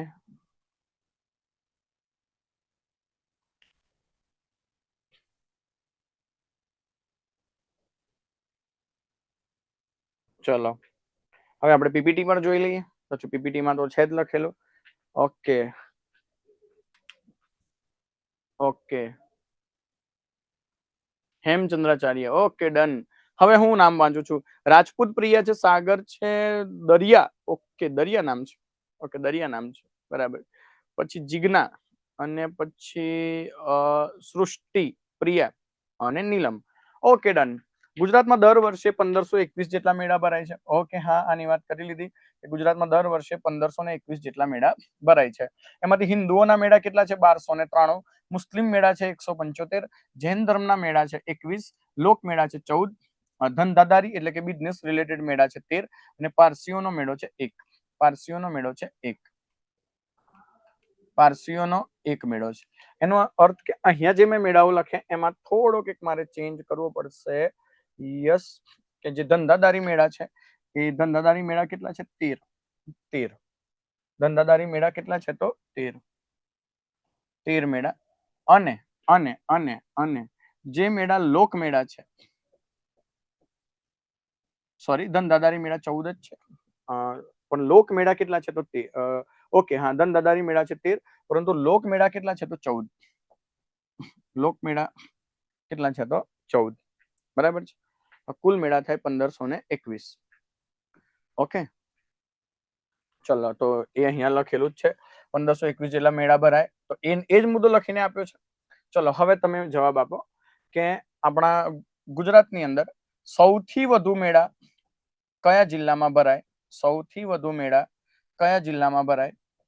અને સૌથી ઓછા મેળા કયા જિલ્લામાં ભરાય? સૌથી વધુ મેળા કયા જિલ્લામાં ભરાય? અને સૌથી ઓછા મેળા કયા જિલ્લામાં ભરાય?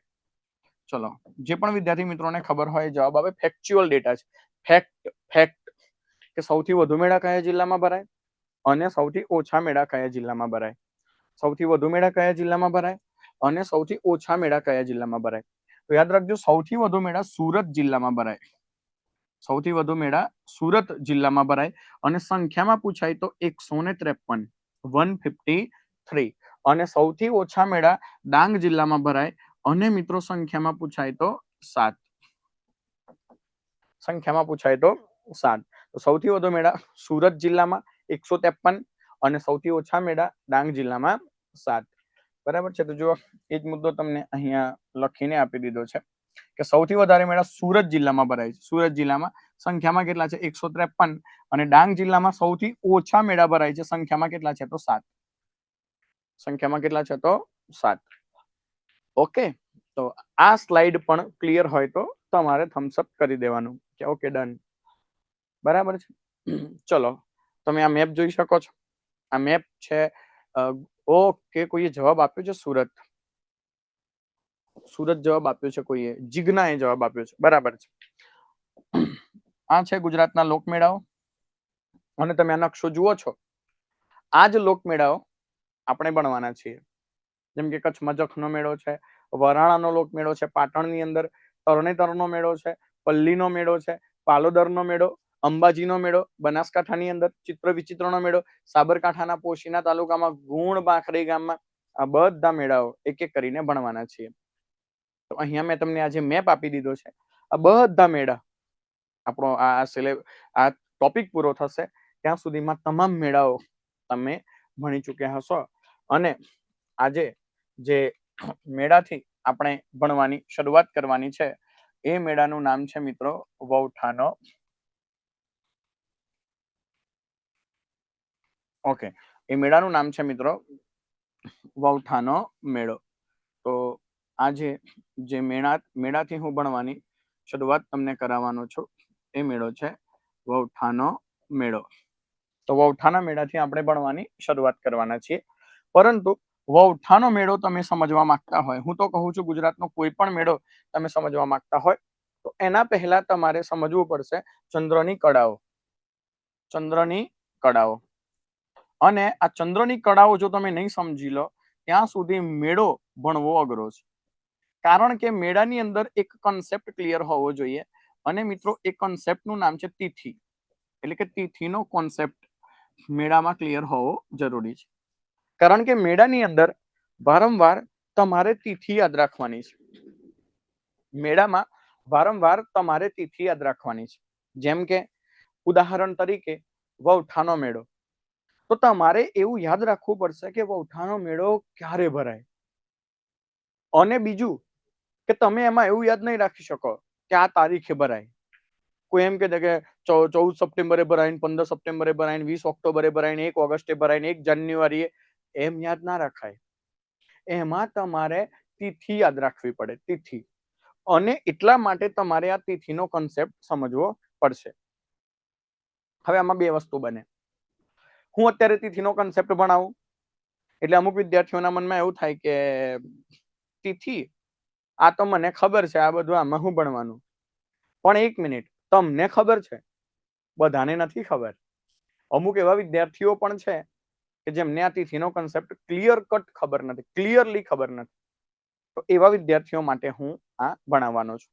કારણ કે કદાચ તમને આવડતું હોય, પરંતુ મારે તો એવા વિદ્યાર્થીને ધ્યાનમાં રાખીને ભણાવવાનું છે જે બિલકુલ ઝીરો છે, જેને કંઈ જ નથી આવડતું. એવા વિદ્યાર્થીને ધ્યાનમાં રાખીને મારે ભણાવવાનું છે. અને આપણી આ બેચ છે ફાઉન્ડેશન બેચ છે. Foundation batch. એટલા માટે જે પણ મુદ્દો હું તમને ભણાવીશ એ મુદ્દો આપણે બેઝિકથી જ ભણીશું.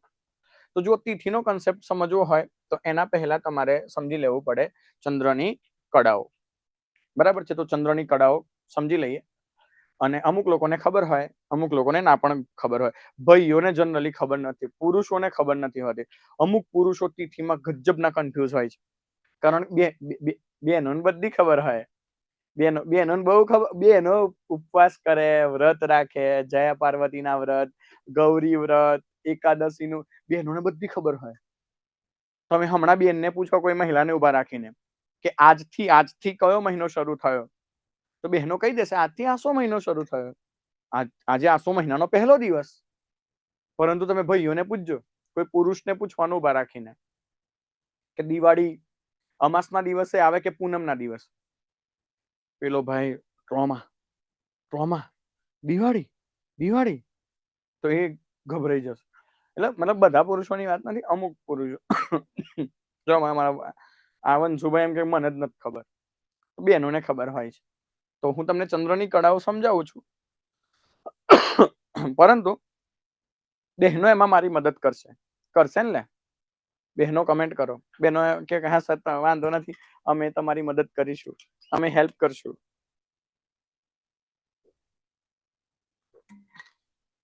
બહેનો મારી મદદ કરશે. ચલો, તો ચંદ્રની કળાઓ જો તમારે સમજવી હોય તો વન્સ અગેન તમારે સાંભળવી પડશે એક દંતકથા. દંતકથા એટલે કે પેરેબલ. પેરેબલ એટલે કે તમારે સાંભળવી પડશે એક દંતકથા. સારું, ધ્યાનથી સાંભળો. હવે તમે મને જેટલા ધ્યાનથી સાંભળશો એટલું જ સારી રીતે તમને આવડી જશે. એટલું જ તમારે એ મુદ્દો નથી વાંચવાનો. ક્લાસમાં આ લેક્ચરમાં જ તમને આવડી જશે, પરંતુ એટલા ધ્યાનથી તમારે મને સાંભળવો પડશે તો જ તમને આવડશે. તમે જો 2 કલાક ધ્યાનથી મને સાંભળશો તો 2 કલાક પછી તમને એવું લાગશે કે હા મુદ્દો ક્લિયર થઈ ગયો, પણ એના માટે તમારે મને સાંભળવો પડશે. તો તમારે દંતકથા સાંભળવી પડશે. ધ્યાનથી સાંભળો. સતયુગની આ વાત છે. આ દંતકથા સતયુગ સાથે સંકળાયેલી છે. સતયુગ ની આ દંતકથા છે, ચંદ્ર દેવતા સાથે સંકળાયેલી છે. તો સતયુગમાં એક દેવતા થયા અને એ દેવતાનું નામ છે ચંદ્ર દેવતા. ચંદ્ર દેવતા ખૂબ જ રૂપાળા હતા. અમારા સામે ભાઈ બેઠા છે એમના જેવા, બહુ રૂપાળા. રૂપનો અંબાર, રૂપનો કટકો, બહુ રૂપાળા. એટલા બધા રૂપાળા કે આજુબાજુની તમામ રાજકુમારીઓ, અપ્સરાઓ દરેકની એક જ ઈચ્છા હતી કે મારું લગ્ન થાય તો કોની સાથે થાય? ચંદ્ર દેવતા સાથે થાય. પૈણું તો કોને પૈણું? ચંદ્ર દેવતાને પૈણું. ઓ માય ગોડ! એટલે કે આજુબાજુની તમામ રાજકુમારીઓની એક જ ઈચ્છા કે ચંદ્ર દેવતા સાથે લગ્ન થાય. અને ચંદ્ર દેવતા ખૂબ જ રૂપાળા હતા. એટલા બધા રૂપાળા કે આજુબાજુમાં એમની વાતો થતી, એમના રૂપની વાતો થતી. અને યાદ રાખજો, કોઈ પણ વ્યક્તિ હોય, એ વ્યક્તિ જોડે રૂપ, પૈસો, પદ કે પ્રતિષ્ઠા હોય તો એક વસ્તુ એની જોડે આવી જ જાય અને એનું નામ છે ઘમંડ, સ્વાભિમાન, અભિમાન.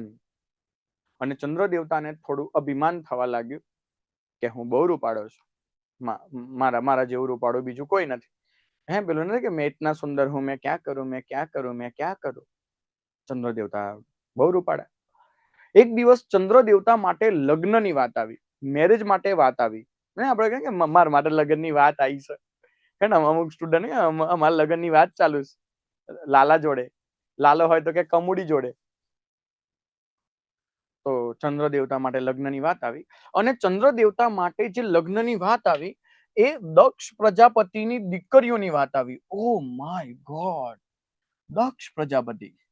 અને દક્ષ પ્રજાપતિની કેટલી દીકરીઓની વાત આવી? 27 દીકરીઓની.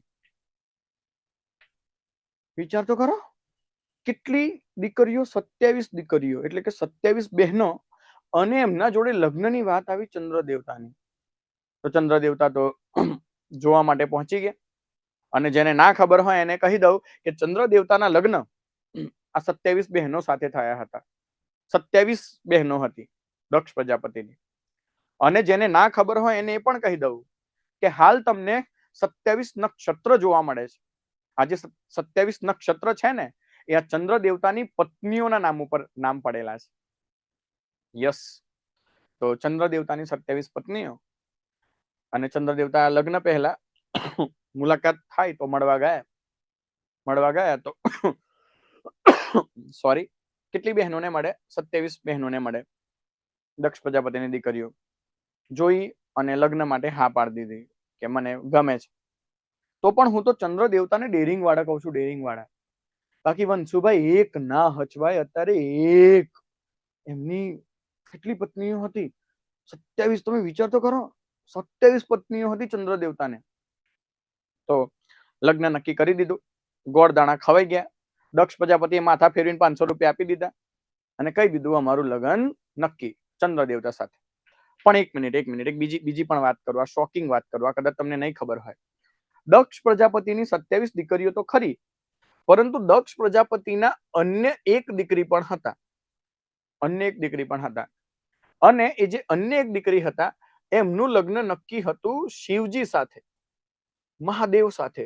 ઓ માય ગોડ! એનો અર્થ કે દક્ષ પ્રજાપતિ ની કુલ 28 દીકરીઓ હતી, એમાં 27 ના લગ્ન ચંદ્ર દેવતા સાથે નક્કી કરે અને એક દીકરીનું લગ્ન એટલે કે પાર્વતી માતા, સતી પાર્વતી માતા, એમનું લગ્ન દેવો કે દેવ મહાદેવ સાથે નક્કી કરે. તો આ મહાન ભયનો નાશ કરનારા એવા રૌદ્ર સ્વરૂપ મહાદેવ સાથે એમના લગ્ન નક્કી કર્યા હતા. અને જો તમે આટલી વાત સમજી શકતા હોય તો એક વાત તો તમને ખબર પડવી જોઈએ કે મહાદેવ અને ચંદ્ર દેવતા એ એકબીજાના સાઢુભાઈ છે. ઓહો, મતલબ મહાદેવ અને ચંદ્ર દેવતા સાઢુભાઈ હતા. બરાબર ને? એટલી તો ખબર પડી ને. સારું, હવે ચંદ્ર દેવતાના લગ્ન થઈ ગયા. લગ્ન થયા પછી 27 બહેનોની વિદાય કરી. દક્ષ પ્રજાપતિએ કીધું, હાચવજો જમાઈ, અમે તો આટલું હાચવતા હતા ને અમે તો ઘી ખવડાવતા હતા, ખવડાવજો. આવું બધું વિદાય વખતે કહેતા હોય તો બધું કીધું. લગ્ન થઈ ગયું. પણ લગ્ન પછી લોચો થયો. જો કે લોચા બધા લગ્ન પછી જ થતા હોય છે, પણ લગ્ન પછી લોચો થયો. ચંદ્ર દેવતાને આ 27 પત્નીઓમાંથી એક પત્ની થોડા વધારે ગમી ગયા. એક પત્ની જોડે થોડી વધારે લાગણી થઈ ગઈ અને એ પત્નીનું નામ છે મિત્રો રોહિણી. અને તમે લોકો રોહિણીનું નામ તો સાંભળ્યું હશે. રોહિણી એક નક્ષત્ર છે. કાળિયા ઠાકર કૃષ્ણ ભગવાન એમનો જન્મ આ રોહિણી નક્ષત્રમાં થયો હતો. કૃષ્ણ ભગવાન ખુદ રોહિણી નક્ષત્રમાં જન્મ્યા હતા. તો ચંદ્ર દેવતાને રોહિણી ગમી ગયા. રોહિણી ગમી ગયા તો રોહિણીનું ધ્યાન રાખવાનું, બાકીની 26 બહેનોનું ધ્યાન રાખવાનું બંધ કરી દીધું. રોહિણી જોડે જ વાતો કરવાની, ફરવા જવાનું રોહિણી જોડે, વીકેન્ડ ઉપર ફરવા જવાનું રોહિણી જોડે, મૂવી જોવા જવાનું રોહિણી જોડે, નાસ્તો કરવાનો રોહિણી જોડે, ખાવાનું રોહિણી જોડે. એટલા માટે બાકીની 26 બહેનોને ઈર્ષા આવી. ઈર્ષા આવી તો બાકીની 26 બહેનો પહોંચી ગઈ દક્ષ પ્રજાપતિ પાસે, એમના પિતા પાસે, અને એમના પિતાને જઈને ફરિયાદ કરી કે અમારું તો ધ્યાન જ નહીં રાખતા, ને મને તો પૂછતાય નહીં, એક હાડી ના લઈ આલી, એક હાડી ના લઈ આલી. જનરલી આવી ફરિયાદો હોય વંશુભાઈ. તો અમને તો ફરિયાદ કરી તો દક્ષ પ્રજાપતિએ ચંદ્ર દેવતાને બોલાવે, જમાઈ હાજર થાવ. તો ચંદ્ર દેવતા પહોંચી ગયા મળવા માટે. કોને? સસરાને, દક્ષ પ્રજાપતિને. અને દક્ષ પ્રજાપતિએ ચંદ્ર દેવતાને પૂછ્યું કે જમાઈ, આ બધું શું આદર્યું છે? તમે ખાલી રોહિણીનું ધ્યાન આપો છો, બાકીની 26 બહેનોનું ધ્યાન નથી આપતા. અને એમાં દક્ષ પ્રજાપતિ અને ચંદ્ર દેવતા વચ્ચે ભયંકર ઝઘડો થયો. અને ઝઘડાનો અંત એ થયો કે દક્ષ પ્રજાપતિએ ગુસ્સામાં ચંદ્ર દેવતાને એક કારમો નિષ્પ્રભ શાપ આપી દીધો. દક્ષ પ્રજાપતિએ ચંદ્ર દેવતાને શાપ આપી દીધો કે તમે રૂપાળા છો અને તમે ખૂબ જ રૂપાળા છો, તો તમને તમારા રૂપનું ઘમંડ છે. હું તમને શાપ આપું છું કે તમારું આ રૂપ જતું રહેશે અને તમે કદરૂપા બની જશો. આહા, શાપ આપ્યો. અને જેવો આ શાપ આપ્યો તો ચંદ્ર દેવતા કદરૂપા બની ગયા. ચંદ્ર દેવતા કદરૂપા બને તો એમને દુઃખ થયું. એમના પર આવો ખરાબ શાપ લાગી ગયો. અને શાપ કોણે આપ્યો? એમના જ સસરાએ આપ્યો. અને વ્યક્તિ કદરૂપો હોય અને એને પોતાનું જીવન કાઢવાનું હોય તો વ્યક્તિ કાઢી લેતો હોય છે. પરંતુ વ્યક્તિ રૂપાળો હોય અને પછી એ વ્યક્તિ કદરૂપો બને, એનું જીવન થોડું કઠિન હોય છે. આ તો ચંદ્ર દેવતા હતા, પહેલા રૂપાળા હતા અને પછી કદરૂપા બન્યા, તો એમનું જીવન થોડું અઘરું તો બનવાનું હતું. એમણે પોતાની જાતને, સ્વયંને લોકોથી છુપાવવાની શરૂઆત કરી દીધી. એટલા માટે એ બ્રહ્માજીના કમળમાં જઈને છુપાઈ ગયા. બ્રહ્માજીનું જે કમળ આવે હે ને, એ કમળમાં જઈને છુપાઈ ગયા.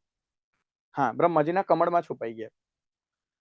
એક દિવસ બ્રહ્માજી ધ્યાનમાંથી જાગ્યા. બ્રહ્માજી પણ ધ્યાનમાં બેઠા હોય તો બ્રહ્માજી ધ્યાનમાંથી જાગ્યા. અને બ્રહ્માજી ધ્યાનમાંથી જાગ્યા તો કમળમાંથી કોણ નીકળ્યું? ચંદ્ર દેવતા. બ્રહ્માજીએ ચંદ્ર દેવતાને પૂછ્યું કે અરે દેવતા, આ તમારી શું હાલત કરીશ, તમારી પરિસ્થિતિ તો જુઓ. તો ચંદ્ર દેવતાએ કીધું કે હે બ્રહ્મદેવ, હે બ્રહ્માજી, હું તમને શું કહું, મારા સસરાએ જ મને શાપ આપ્યો, મારા ખુદના સસરાએ જ મને શાપ આપ્યો કે હું કદરૂપો બની જાઉં. હમે તો અપનો ને લૂટા, ગેરો મેં કહા દમ થા. હા એ જ, હવે એ જ, મેરી કી સ્થિતિ જહાં પાની કમ થા. પોતાના જ સસરાએ મને શાપ આપી દીધો છે, હું શું કરું? તો બ્રહ્માજી કીધું કે ઓહો હો, ચંદ્ર દેવતાએ આજીજી કરી કે હે બ્રહ્મદેવ, તમે મને આ શાપમાંથી મુક્ત કરો, કંઈક કરો, મને આ શાપમાંથી મુક્ત કરો. તો બ્રહ્માજીએ કીધું કે આ શાપમાંથી કદાચ હું તમને મુક્ત નહીં કરી શકું, પરંતુ હું તમને એક રસ્તો આપું. ચંદ્ર દેવતા કે બોલો. તો જુઓ, તમને એક વાત તો ખબર હોવી જોઈએ, અને ખબર હોય તો પણ કમેન્ટ કરજો, ખબર હોય તો પણ કમેન્ટ કરજો કે ચંદ્ર દેવતાના સસરા કોણ? તો દક્ષ પ્રજાપતિ, મહાદેવના સસરા પણ દક્ષ પ્રજાપતિ. ચંદ્ર દેવતાને એમના સસરા જોડે 36 નો આંકડો, અને મહાદેવ એમને પણ દક્ષ પ્રજાપતિ જોડે નહોતું બનતું, એમને પણ દક્ષ પ્રજાપતિ જોડે 36 નો આંકડો હતો. તો બ્રહ્માજીએ કીધું કે જુઓ ચંદ્ર દેવતાને કે તમારા દુશ્મન દક્ષ પ્રજાપતિ, અને દક્ષ પ્રજાપતિના દુશ્મન મહાદેવ. દુશ્મન કા દુશ્મન દોસ્ત. એટલે બ્રહ્માજીએ કીધું ચંદ્ર દેવતાને કે તમે એક કામ કરો, તમે મહાદેવની પૂજા કરો, આ મહાદેવ તમને શાપમાંથી મુક્ત કરશે. કારણ કે મહાદેવ એક એવું મહારૌદ્ર સ્વરૂપ છે, મહાબલે મહાઉત્સાહે મહાભય વિનાશિની. તો એવા તમે આ ભયનો વિનાશ કરનારા મહાદેવનું તપ કરો, તમને આ શાપમાંથી મહાદેવ સિવાય બીજું કોઈ મુક્ત નહીં કરે. એટલા માટે ચંદ્ર દેવતા ગુજરાત આવે છે, એટલે કે હાલનું ગુજરાત, અને હાલનું જે આ ગુજરાત છે એ ગુજરાતના એક દરિયા કિનારે તપસ્યા કરવા માટે બેસી જાય છે, એટલે કે તપ કરવા માટે બેસી જાય છે. અને ચંદ્ર દેવતા ભયંકર તપ કરે છે, અને પછી એક દિવસ મહાદેવ પ્રસન્ન થાય છે. અને જેવા મહાદેવ પ્રસન્ન થયા તો મહાદેવે પૂછ્યું કે શું થયું ચંદ્ર દેવતા, કેમ મને યાદ કરે? માગો માગો, હું તમારી ભક્તિથી, હું તમારી તપસ્યાથી, તમારા સમર્પણથી, તમારા બલિદાનથી પ્રસન્ન થયો છું, તમે જે માગો એ હું તમને આપું. તો ચંદ્ર દેવતાએ કીધું મહાદેવને કે મારા સામું તો જુઓ, કેવો રૂપાળો હતો હું, અને એક શાપના કારણે હું કદરૂપો બની ગયો છું. તમે મને વરદાન આપો કે હું ફરી પહેલા જેવો રૂપાળો બની જાઉં. તો મહાદેવે પણ કહી દીધું કે માફ કરજો ચંદ્ર દેવતા, પણ હું તમને તમારા સસરાના શાપમાંથી મુક્ત નહીં કરી શકું, મારાથી નહીં થાય. પરંતુ જો તમે કહેતા હોય તો હું તમને એક વરદાન આપું કે તમારું રૂપ 1 મહિનામાં 15 દિવસ માટે વધતું જશે અને 15 દિવસ માટે ઘટતું જશે. એટલે કે રોજ તમારું રૂપ થોડું થોડું થોડું વધવાનું, અને મહિનાનો વચલો દાડો આવશે, મહિનાનો વચલો દિવસ આવશે, એ દિવસે તમારું રૂપ પહેલા જેવું બની જશે, સંપૂર્ણ બની જશે, પૂર્ણ બની જશે. અને એ દિવસને લોકો આ ધરતી ઉપર કળિયુગમાં પૂર્ણિમાના નામથી ઓળખશે. પણ બીજા દિવસથી તમારું રૂપ ઘટતું જશે, ઘટતું જશે, ઘટતું જશે, અને એક દિવસ ફરી પાછા તમે કદરૂપા બની જશો, અને એને લોકો નામ આપશે અમાસ. અને ફરી પાછા બીજા મહિને તમારું રૂપ વધવાનું વધવાનું વધવાનું, ફરી પાછા તમે રૂપાળા બની જશો, ફરી પાછા કદરૂપા બની જશો. એટલે કે મહિનામાં એક જ દિવસ તમે પહેલા જેવા રૂપાળા બનવાના, અને એનું નામ છે પૂર્ણિમા. ચંદ્ર દેવતા શોકમાં. ચંદ્ર દેવતાએ પૂછ્યું આના વગર કોઈ રસ્તો ખરો મહાદેવ?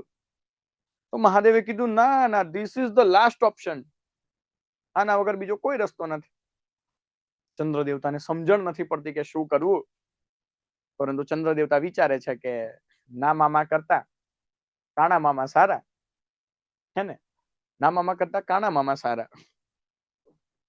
એટલા માટે ચંદ્ર દેવતા આ વરદાન સ્વીકારી લે છે, અને આ વરદાન ઉપર તમને જોવા મળે છે ચંદ્રની કળાઓ. તમે કોઈ પણ મહિનાનો પહેલો દિવસ જુઓ છો, તો કોઈ પણ મહિનાનો પહેલો દિવસ હોય તો આકાશમાં ચંદ્ર બિલકુલ પતલી રેખામાં જોવા મળે છે, અને આકાશમાં આ જે ચંદ્ર પતલી રેખામાં જોવા મળે છે એને મિત્રો આપણે શું કહીએ છીએ? એને મિત્રો આપણે કહીએ છીએ એકમ. એકમ. બીજા દિવસે તમને બધાને ખબર છે કે ચંદ્રના કદ અને અજવાળામાં વધારો થવાનો, એને આપણે કયા નામથી ઓળખીએ છીએ તો બીજ. ત્રીજા દિવસે ચંદ્રના કદ અને અજવાળામાં હજી વધારો થવાનો, એને તમે શું નામ આપો છો? ત્રીજ. અને એમ કરતા કરતા 15મો દિવસ આવે. કયો દિવસ આવે? 15મો દિવસ. એ દિવસે ચંદ્ર કેવો બની જવાનો? પૂર્ણ. અને એટલા માટે તમે એને કયા નામથી ઓળખો છો તો પૂર્ણિમા. કયા નામથી ઓળખો છો? પૂર્ણિમા. પરંતુ વરદાન પ્રમાણે બીજા દિવસે રૂપમાં પાછો ઘટાડો થવાનો. તો પૂર્ણિમામાં આ થોડો ઘટાડો થયો, જો સામાન્ય ઘટાડો થયો.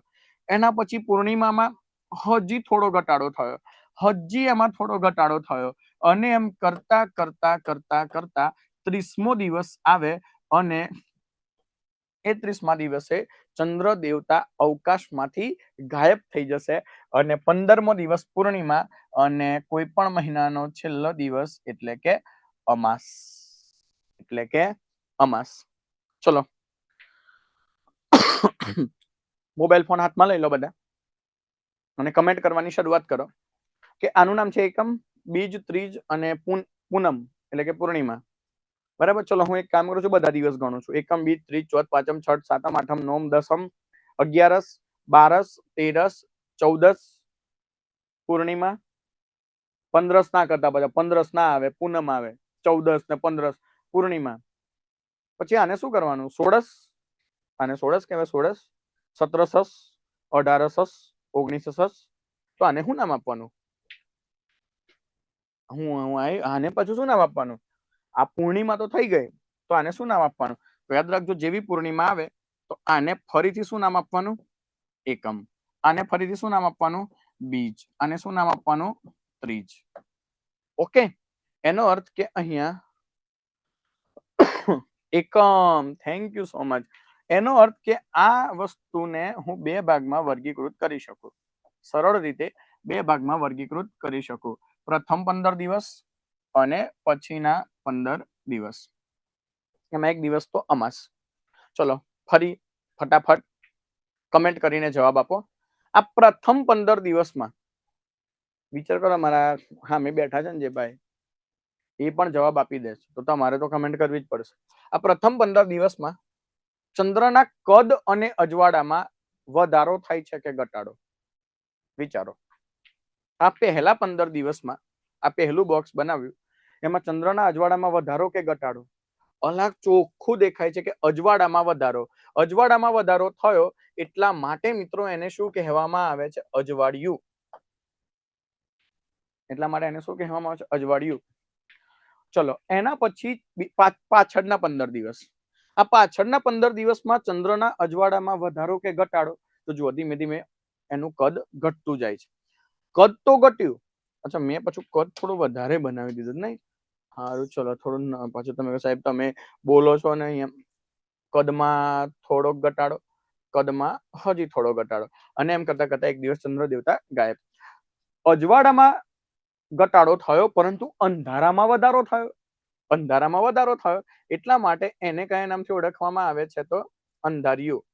કયા નામથી ઓળખવામાં આવે છે? અંધારિયું. ચલો, ફટાફટ મને કમેન્ટ કરીને જવાબ આપો. અંધારી એક બીજ એવું કહેવાશે પછી. હા, અંધારી એક બીજ. સાચી વાત છે. બહુ સરસ, બહુ સરસ. રાજપૂત પ્રિયા, તમે બિલકુલ સાચું બોલ્યા, સાચો જવાબ આપ્યો છે. પણ મને એક મસ્ત જવાબ આપો. ચલો, એક સરસ જવાબ આપો. કૃષ્ણ ભગવાન, કાળિયા ઠાકર, વાસુદેવ કૃષ્ણ, એમનો જન્મ શ્રાવણ મહિનામાં થયો. એ તો આખા ગામને ખબર છે. પણ મને એ જવાબ આપો કે કૃષ્ણ ભગવાનનો જન્મ અજવાળિયામાં થયો કે અંધારિયામાં? કૃષ્ણ ભગવાનનો જન્મ અજવાળિયામાં થયો કે અંધારિયામાં? કાળિયા ઠાકર, કૃષ્ણ ભગવાન, એમનો જન્મ અજવાળિયામાં થયો કે અંધારિયામાં? અલા, કાળિયા ઠાકરનો જન્મ અંધારિયામાં થયો હતો, અને એટલા માટે કૃષ્ણ ભગવાનને સમર્પિત હોવાને કારણે આ અંધારિયાને તમે કયા નામથી ઓળખો છો? કૃષ્ણ પક્ષ. કૃષ્ણ પક્ષ. અને અજવાળિયાને કયા નામથી ઓળખો છો? શુક્લ પક્ષ. અને એટલા માટે શુક્લ પક્ષ જોડે તમારે કયો શબ્દ વાપરવાનો છે? શુદ્ધ. અને કૃષ્ણ પક્ષ જોડે કયો શબ્દ વાપરવાનો છે? વદ. Okay Jayeshbhai, okay. મને બહેનો જ હોય ને એવું લાગે છે વધારે, એટલે ભાઈઓ પણ જવાબ આપજો પાછા. હા, એવું નહીં ચોરી છુપે ખાલી જોઈ રહેવાનું. કમેન્ટ કરજો, કમેન્ટ કરવાનું મહત્વ છે. ઓકે, આ થઈ ચંદ્રની કળાઓ. ચંદ્રની કળાઓ ક્લિયર હોય તો થમ્સ અપ કરો. આ ફોન યાદ રહેવા દો. ચંદ્રની કળાઓ ક્લિયર હોય તો થમ્સ અપ કરો. અને ચંદ્રની કળાઓ જો તમે સમજી લીધી હોય તો હવે આપણે સમજી લઈએ કેલેન્ડર. હવે આપણે સમજી લઈએ કેલેન્ડર.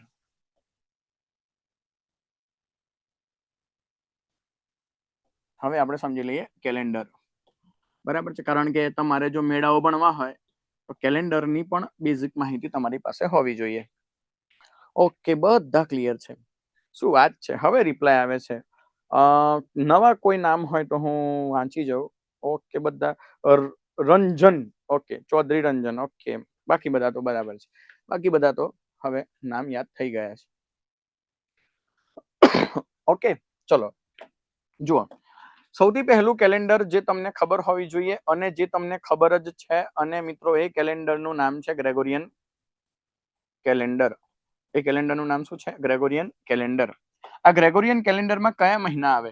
તો જુઓ, ગ્રેગોરિયન કેલેન્ડરની અંદર કયા મહિના આવે? તો ગ્રેગોરિયન કેલેન્ડરની અંદર સૌથી પહેલો મહિનો કયો આવે? તો જાન્યુઆરી, પછી ફેબ્રુઆરી, પછી March, April, May, June, July, August, September, October, September, October, November અને ડિસેમ્બર. તો આ તમારું ગ્રેગોરિયન કેલેન્ડર કહેવાય, જે ક્રિશ્ચિયન ધર્મ, ખ્રિસ્તી ધર્મ ના લોકો માને છે. અને સમગ્ર વિશ્વની અંદર યુનિવર્સલી એક્સેપ્ટેડ કેલેન્ડર કયું છે? Gregorian calendar. તમે પરીક્ષા આપો છો, માની લો કે તમે તમારા કોલેજની પરીક્ષા આપો છો, તો કોલેજની પરીક્ષાની તારીખ કોના પ્રમાણે આવે? ગ્રેગોરિયન કેલેન્ડર પ્રમાણે. તમે જીપીએસસી ની પરીક્ષા આપશો તો તમે એડમિટ કાર્ડ ડાઉનલોડ કરશો.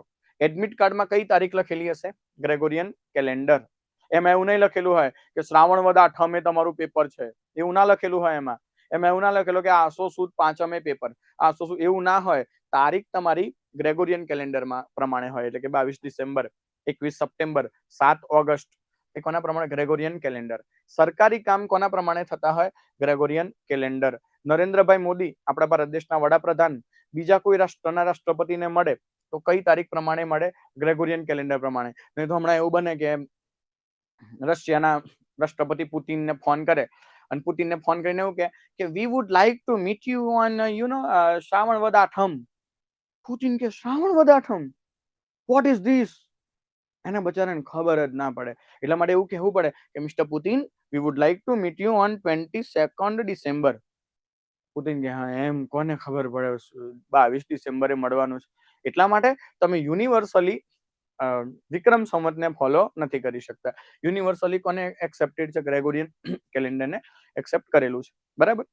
બીજું કે તમારા કોલેજની પરીક્ષા, અચ્છા, તમે તમારું બર્થડે ઉજવો છો, હેપી બર્થડે ટુ યુ, એ કોના પ્રમાણે ઉજવો છો? ગ્રેગોરિયન કેલેન્ડર પ્રમાણે. તો તમે અમુક લોકોના બર્થડે આવે 5 days to go, 10 days to go, 12 days to go. કોના પ્રમાણે? ગ્રેગોરિયન કેલેન્ડર પ્રમાણે. ચલો, એક એવી બીજી સંવત પણ આવે છે, અને મિત્રો એ સંવતનું નામ છે શક સંવત. શક સંવત. જુઓ, કેલેન્ડર માટે ગુજરાતીમાં કયો શબ્દ ઉપયોગમાં લેવાનો છે? સંવત. અંગ્રેજીમાં કેલેન્ડર, ગુજરાતીમાં સંવત. સંવત, ગુજરાતીમાં સંવત. તો શક સંવત. ચલો, શક સંવતમાં કયા મહિના આવે? એના પછી કઈ સંવત છે? શક સંવત. અચ્છા, તમને એવું પણ પૂછી નાખે પરીક્ષામાં કે શક સંવતની શરૂઆત ક્યારે થઈ હતી? તો ઈસવીસન 78માં. ઈસવીસન 78માં. કનિષ્ક, તમે કદાચ નામ સાંભળ્યું હોય, કુષાણ વંશના એક પ્રતાપી રાજા હતા કનિષ્ક. એમના સમયમાં કોની શરૂઆત થઈ હતી? શક સંવતની શરૂઆત થઈ હતી. ચલો, શક સંવતનો પહેલો મહિનો કયો? તો પહેલો મહિનો છે ચૈત્ર, પછી વૈશાખ. અલા, આ તો તમને હવે ખબર જ છે. હવે એવું ના કહેતા કે આ કેમનું તૈયાર કરવાનું. ગુજરાતી લોકો હોય તો બાળપણથી જ તમને આ શીખવાડવામાં આવે છે. ચૈત્ર, વૈશાખ, જેઠ, અષાઢ, શ્રાવણ, ભાદરવો, આસો, કારતક, માક્ષર, પોષ, મહા, ફાગણ અને ફરી પાછું ચૈત્ર. ફરી પાછું ચૈત્ર. તો આ થયા તમારા શક સંવતના મહિના. બરાબર. સારું, ચલો હું એક વિધાન બોલું છું અને તમે ફટાફટ કમેન્ટ કરીને જવાબ આપો કે એ વિધાન સાચું છે કે ખોટું. બરાબર, બધાએ કમેન્ટ કરવાની. મોબાઈલ ફોન હાથમાં લઈ લો.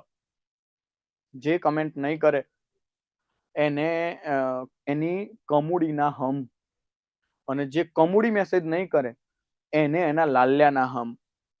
ચલો મેસેજ કરો. ખાલી એક જ મેસેજ કરવાનો છે કે વિધાન સાચું કે ખોટું. અચ્છા, અમુક લોકો પાછા 1 મિનિટ ધ્યાન, અમુક લોકો રેકોર્ડેડ પણ આ વિડીયો જોવાના છે, તો તમારે કમેન્ટ તો તમે નહીં કરી શકો કારણ કે તમે રેકોર્ડેડમાં જોવાના છો. તો કઈ વાંધો નહીં, તમે બોલીને જવાબ આપજો કે આ જવાબ આવે. તમે બોલો એટલે હું સમજી જઈશ, મારા દિલ સુધી પહોંચી જશે. કનેક્શન છે, બહુ ગજબનું કનેક્શન છે. ચલો વિધાન સાંભળો, ધ્યાનથી સાંભળો.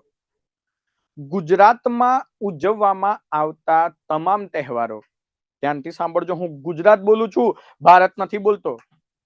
ગુજરાતમાં ઉજવવામાં આવતા તમામ તહેવારો શક સંવત મુજબ આવે છે. ગુજરાતમાં ઉજવવામાં આવતા તમામ તહેવારો શક સંવત મુજબ આવે છે, અથવા મોટા ભાગના તહેવારો. તમામ શબ્દ કાઢી નાખો. ગુજરાતમાં ઉજવવામાં આવતા મોટા ભાગના તહેવારો શક સંવત મુજબ આવે છે. માની લો કે જીપીએસસી માં આવું વિધાન આવે તો તમે શું કરશો? સાચું કે ખોટું? યસ યસ, સાચું સાચું. ઓ માય ગોડ, ધડાધડ કમેન્ટ જાય છે. સાચું સાચું સાચું. કોને કોને જવાબ આપ્યો આપણે જોઈએ. એક તો સાગર, પછી એક દરિયા એન પટેલ. બહુ ગજબ નામ છે તમારું, દરિયા, બહુ ગજબ નામ છે. રાજપૂત પ્રિયા, કંચન, મહેશ ચૌધરી, યસ, રંજન, ઓકે, પ્રિયા, નીલમ, દેવ્યાની. બહુ સરસ. તો આ વિધાન છે ખોટું, તદ્દન ખોટું. ગુજરાતનો કોઈ તહેવાર શક સંવત મુજબ આવતો નથી. ગુજરાતનો કોઈ તહેવાર શક સંવત મુજબ આવતો નથી. Welcome to GPSC. જીપીએસસી માં તમારું સ્વાગત છે. કોઈ તહેવાર શક સંવત મુજબ આવતો નથી. તો તમે હું વાત કરો જ સાહેબ, કોઈ તહેવાર શક સંવત મુજબ નથી આવતો? ના ના મિત્રો, નથી આવતો. તો ગુજરાતના તમામ તહેવારો કયા સંવત પ્રમાણે આવે છે? ઓ માય ગોડ, વિક્રમ સંવત. ગુજરાતના તમામ તહેવારો કયા સંવત પ્રમાણે આવે છે? વિક્રમ સંવત. અને મિત્રો, વિક્રમ સંવતની શરૂઆત થઈ હતી ઈસવીસન પૂર્વે 56 માં. ઈસવીસન પૂર્વે 56 માં. તો હવે પાછો તમને પ્રશ્ન થાય કે વિક્રમ સંવતમાં કયા મહિનાઓ આવે? જેમ કે ગ્રેગોરિયનમાં જાન્યુઆરી, ફેબ્રુઆરી. શક સંવતમાં ચૈત્ર થી શરૂઆત કરી. તો વિક્રમ સંવતમાં કયા મહિનાઓ આવે? તો જુઓ, બધાને એડવાન્સમાં કોંગ્રેચ્યુલેશન, કારણ કે જેટલા મેં શક સંવતમાં મહિના લખ્યા એ જ બધા મહિના વિક્રમ સંવતમાં આવે. કોપી પેસ્ટ, કઈ ના બદલાય, એક જ વસ્તુ બદલાય. શું ખબર? પહેલો મહિનો. વિક્રમ સંવતની શરૂઆત થાય કારતક મહિનાથી, એટલે કે વિક્રમ સંવતનો પહેલો મહિનો કારતક, બીજો મહિનો માક્ષર, ત્રીજો મહિનો પોષ, મહા, ફાગણ, ચૈત્ર, વૈશાખ, જેઠ, અષાઢ, શ્રાવણ, ભાદરવો અને આસો. અષાઢ, શ્રાવણ, ભાદરવો અને આસો. તો ગુજરાતના તમામ તહેવારો કોના પ્રમાણે આવે? વિક્રમ સંવત પ્રમાણે. ગુજરાતના તમામ તહેવારો કોના પ્રમાણે આવે? વિક્રમ સંવત પ્રમાણે. ગુજરાતના તમામ તહેવારો કોના પ્રમાણે આવે? વિક્રમ સંવત પ્રમાણે. બરાબર છે. ચલો હવે થોડી પ્રેક્ટિસ કરી લઈએ કે ચંદ્રની કળાઓ, આના પહેલા જે મેં તમને ભણાવી ચંદ્રની કળાઓ, એ અને આ મહિનાઓ, એ આપણે થોડું સમજી લઈએ. જો તમને લોકોને આવડે જ છે, મને ખબર છે, પરંતુ મારી એવી ઈચ્છા છે કે તમે લોકો એકદમ ક્રિસ્ટલ ક્લિયર થઈ જાઓ, એકદમ પરફેક્ટ તૈયાર થઈ જાઓ. ચલો એક થોડી પ્રેક્ટિસ કરીએ. જવાબ આપશો ને બધા? આપશે આપશે, એ બધા જવાબ આપશે, બધા આપશે. જવાબ આપજો. તમે ઇન્ટરેક્ટિવ રહેશો, તમારો ફાયદો છે. ચલો માની લો કે વિક્રમ સંવત. હવે ધ્યાન રાખો, ગુજરાતના બધા તહેવારો કોના પ્રમાણે આવે? વિક્રમ સંવત પ્રમાણે. કારતક, માક્ષર, પોષ, મહા, ફાગણ, ચૈત્ર, વૈશાખ, જેઠ, શ્રાવણ, ભાદરવો અને આસો. આના પ્રમાણે બધા હું એકાદ ભૂલી ગયો કદાચ ઉતાવળમાં, કઈ વાંધો નહીં, પણ આ વિક્રમ સંવત પ્રમાણે આવે. સારું, ચલો હવે એક કામ કરું છું. મારે લખવો છે કારતક મહિનાનો 5મો દિવસ. બરાબર, ચલો કારતક મહિનાનો કયો દિવસ? 5મો દિવસ. કારતક મહિનાનો 5મો દિવસ. તો હું તિથિ લખું છું. ચલો કયો મહિનો છે? કારતક. તો સૌથી પહેલા મેં શું લખ્યું? ચલો એક કામ કરો, નવી સ્લાઇડ કરી દો. ચલો મારે લખવો છે કારતક મહિનાનો 5મો દિવસ. તો કેમ ન લખું? તો સૌથી પહેલા શું લખવાનું? કારતક. હવે વિચારો, 5મો દિવસ એ પહેલા 15 દિવસમાં આવે કે પાછળના 15 દિવસમાં? તો ચોખ્ખી વસ્તુ છે, 5મો દિવસ તો પહેલા 15 દિવસમાં આવે, એટલે કે અજવાળિયામાં આવે, એટલે કે સુદ અને પછી પાંચમ. આ થયો કારતક મહિનાનો 5મો દિવસ. ચલો કારતક મહિનાનો 20મો દિવસ. 20મો દિવસ 20th. તો 20મો દિવસ, કારતક મહિનાનો 20મો દિવસ. તો પહેલા તો શું લખવાનું? કારતક.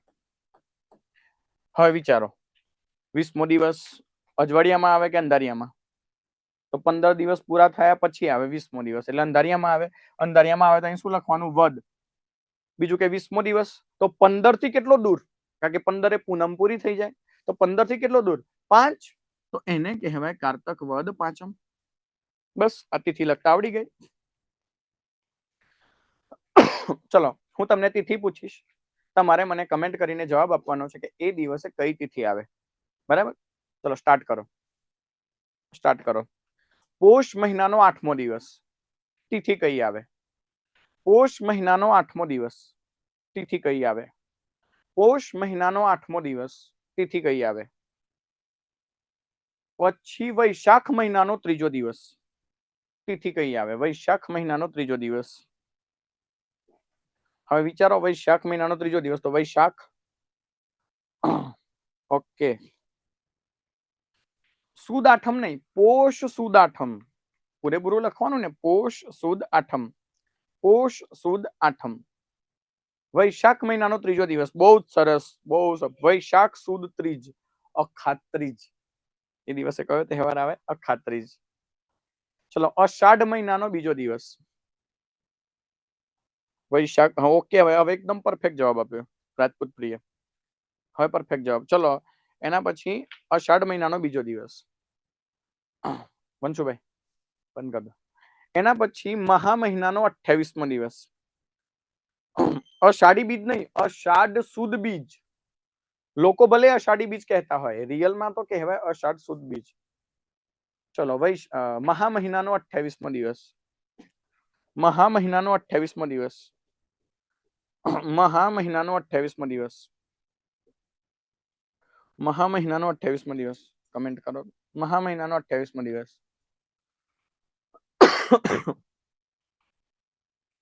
મહા મહિનાનો 28મો દિવસ. મહાવદ તેરસ, મહાશિવરાત્રી. મહાવદ તેરસ એટલે મહાશિવરાત્રી. મહાવદ તેરસ એટલે મહાશિવરાત્રી.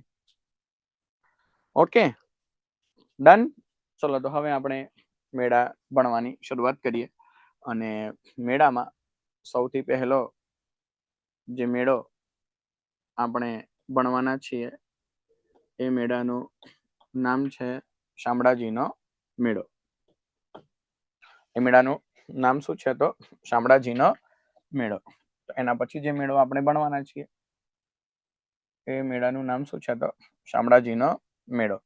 બરાબર છે. ચલો તો શરૂઆત કરીએ ભણવાની. અને સૌથી પહેલો મેળો કયો ભણીએ? શામળાજીનો મેળો. બરાબર છે. ચલો તો હું શામળાજીનો મેળો. ઓકે, ચલો કોઈ પણ મેળો હવે આપણે ભણતા હોઈએ તો એ મેળામાં બે મુદ્દા ક્લિયર હોવા જોઈએ. સૌથી પહેલો મુદ્દો છે સ્થળ, અને પછીનો મુદ્દો છે તિથિ. એટલે કે સ્થળ અને તિથિ એકદમ ક્લિયર હોવું જોઈએ. સ્થળ અને તિથિ ક્લિયર હોવું જોઈએ. બરાબર. ચલો તો જે પણ વિદ્યાર્થી મિત્રોને ખબર હોય એ ફટાફટ કમેન્ટ કરીને જવાબ આપે કે શામળાજીનો મેળો કયા જિલ્લામાં ભરાય છે? શામળાજીનો મેળો કયા જિલ્લામાં ભરાય છે? જે પણ વિદ્યાર્થી મિત્રોને ખબર હોય એ જવાબ આપે કે શામળાજીનો મેળો કયા જિલ્લામાં ભરાય છે? અરવલ્લી. શામળાજીનો મેળો કયા જિલ્લામાં ભરાય છે? તો અરવલ્લી જિલ્લો. અરવલ્લી જિલ્લાની અંદર એક તાલુકો છે અને એ તાલુકાનું નામ તમે લોકોએ સાંભળેલું હોય તો પણ કમેન્ટ કરો કે હા સાહેબ અમે આવું નામ સાંભળેલું છે. જોયું ના હોય તો વાંધો નથી, નામ સાંભળેલું છે કે નહીં. તો અરવલ્લી જિલ્લો, અને અરવલ્લી જિલ્લામાં એક તાલુકો છે અને એ તાલુકાનું નામ છે મિત્રો ભિલોડા. એ તાલુકાનું નામ શું છે? તો ભિલોડા તાલુકો. નામ સાંભળ્યું તમે લોકોએ ભિલોડા તાલુકાનું? તમે બહુ સરસ. આ ભિલોડા તાલુકાની અંદર એક ગામ આવેલું છે, એક હિલ સ્ટેશન આવેલું છે, એક ફરવાલાયક સ્થળ આવેલું છે અને એ સ્થળનું નામ છે મિત્રો શામળાજી. શું નામ છે? શામળાજી. આ શામળાજીની અંદર એક ભવ્યથી ભવ્ય મંદિર આવેલું છે અને એ મંદિરનું નામ છે મિત્રો શામળ રાયનું મંદિર. એનું નામ છે શામળ રાયનું મંદિર. આ મંદિર કઈ શૈલીમાં બનેલું છે? તો આ મંદિર મિત્રો બનેલું છે ચૌલુક્ય શૈલીમાં. આવું પણ તમને પૂછી નાખે કે મંદિર એ કઈ શૈલીમાં બનેલું છે? તો ચૌલુક્ય શૈલીમાં. મંદિર કઈ શૈલીમાં બનેલું છે? તો ચૌલુક્ય શૈલીમાં. સારું, ચલો, કોઈને ખબર હોય તો જવાબ આપો. શામળાજી નામનું સ્થળ એ કઈ નદીના કિનારે વસેલું છે? આ શામળાજી નામનું સ્થળ કઈ નદીના કિનારે વસેલું છે? શામળાજી કઈ નદીના કિનારે? જો કોઈને ખબર હોય તો તમે રેકોર્ડેડ આ વિડીયો જોતા હોય રેકોર્ડ થયા પછી તો પણ તમે ઘરે બેઠા બેઠા બોલજો. ઘેર બેસીને ભલે લાઈવ ના હોય બોલવાનું, આજુબાજુ વાળાને એવું લાગવું જોઈએ કે આ ગાંડો થઈ ગયો છે, આ ગાંડી થઈ ગઈ છે, એવું લાગવું જોઈએ. બરાબર છે? કોઈને ખબર હોય તો કે શામળાજી નામનું સ્થળ કઈ નદીના કિનારે છે? કમેન્ટ આવી છે. બહુ સરસ. એક જવાબ આવી ગયો. ઓકે, 2-3 જવાબ આવી ગયા છે. ઓકે, મેશ્વો. મેશ્વો. પરંતુ તમે લોકો જો ક્લાસ 3 ની તૈયારી કરતા હોય, કોન્સ્ટેબલ છે, રેવન્યુ તલાટી છે, તલાટી કમ મંત્રી છે, જુનિયર ક્લર્ક છે, નાયબ ચીટનીસ છે, અને તમે મેશ્વો નામ યાદ રાખી લેશો તો ચાલી જશે. ઓકે, પરંતુ તમને ખબર છે કે આપણી બેચ છે જીપીએસસી ની અને ફાઉન્ડેશન બેચ. એટલા માટે તમે મેશ્વોનું નામ તો યાદ રાખજો જ, એ તો હું ના નથી જ પાડતો, પરંતુ મેશ્વો સિવાય એક બીજી નદીનું નામ યાદ રાખવાનું છે અને મિત્રો એ નદીનું નામ છે પિંગળા. મેશ્વો અને પિંગળા. અને આ બંને નદીઓનો જે જગ્યાએ સંગમ થાય છે એ જગ્યાનું નામ છે મિત્રો શામળાજી. એટલે કે મેશ્વો અને પિંગળાનો સંગમ. અને એ પણ યાદ રાખજો કે આ જે મેશ્વો અને પિંગળાનો સંગમ થયો એ જગ્યાનું નામ છે મિત્રો નાગદરો. નાગદરો. નાગદરો. મેશ્વો અને પિંગળાનો જે જગ્યાએ સંગમ થાય છે એ જગ્યાનું નામ શું છે? તો નાગદરો. નાગદરો. શું નામ છે? નાગદરો. ઓકે, તો મેશ્વોનું નામ તો યાદ રાખવાનું જ છે, એ તો યાદ રાખજો જ, પરંતુ મેશ્વોમાં અન્ય એક નદીનો સંગમ થાય છે અને એ નદીનું નામ શું છે? તો પિંગળા. ચલો, મેળાનું આયોજન ક્યારે થાય?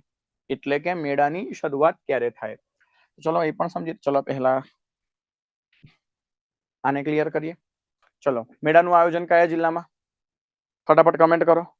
મેળાનું આયોજન કયા જિલ્લામાં? એના પછી કમેન્ટ કરો મેળાનું આયોજન કયા તાલુકામાં? મેળાનું આયોજન કયા જિલ્લામાં? મેળાનું આયોજન કયા તાલુકામાં? મેળાનું આયોજન કયા શહેરમાં? શામળાજીમાં જે મંદિર આવેલું છે એ મંદિર કઈ શૈલીમાં બનેલું છે? શામળાજીમાં જે મંદિર આવેલું છે એ મંદિર કઈ શૈલીમાં બનેલું છે? ગુર્જર પ્રતિહારમાં, મારું ગુર્જરમાં કે ચૌલુક્યમાં? શેમાં બનેલું છે? શામળાજીમાં 2 નદીઓનો સંગમ છે. શામળાજીમાં 2 નદીઓનો સંગમ છે. કઈ 2 નદીઓ? શામળાજીમાં 2 નદીઓનો સંગમ છે. કઈ 2 નદીઓ? અને એ બંને નદીઓનો સંગમ જે જગ્યાએ થાય છે એનું નામ શું? એ બંને નદીઓનો સંગમ જે જગ્યાએ થાય છે એનું નામ શું? કોઈએ આમ હાથ ઊંચો કર્યો. તમને કઈ ડાઉટ છે? કદાચ તમે પૂછી શકો છો ડાઉટ હોય તો. આઈ થિંક શું નામ છે તમારું? દેવિકા, હે ને? દેવિકા, તમને કઈ ડાઉટ હોય તો તમે પૂછી શકો છો. તમારો રિપ્લાય ના આવે. શામળાજી કયા જિલ્લામાં, કયા તાલુકામાં, ગામનું નામ, મંદિર કઈ શૈલીમાં બનેલું અને કેટલી નદીઓનો સંગમ? તો 2 નદીઓનો સંગમ, મેશ્વો અને પિંગળા. મેશ્વો અને પિંગળાનો સંગમ. અને મેશ્વો અને પિંગળાનો સંગમ એ કયા નામથી ઓળખવામાં આવે છે? તો નાગદરો. કયા નામથી ઓળખવામાં આવે છે? તો નાગદરો ના નામથી ઓળખવામાં આવે છે. ચલો, મેળાની શરૂઆત ક્યારે થાય? તો યાદ રાખજો મિત્રો, મેળાની શરૂઆત થાય કારતક સુદ 11. ઓકે, ચલો, ખબર પડી. કારતક સુદ 11.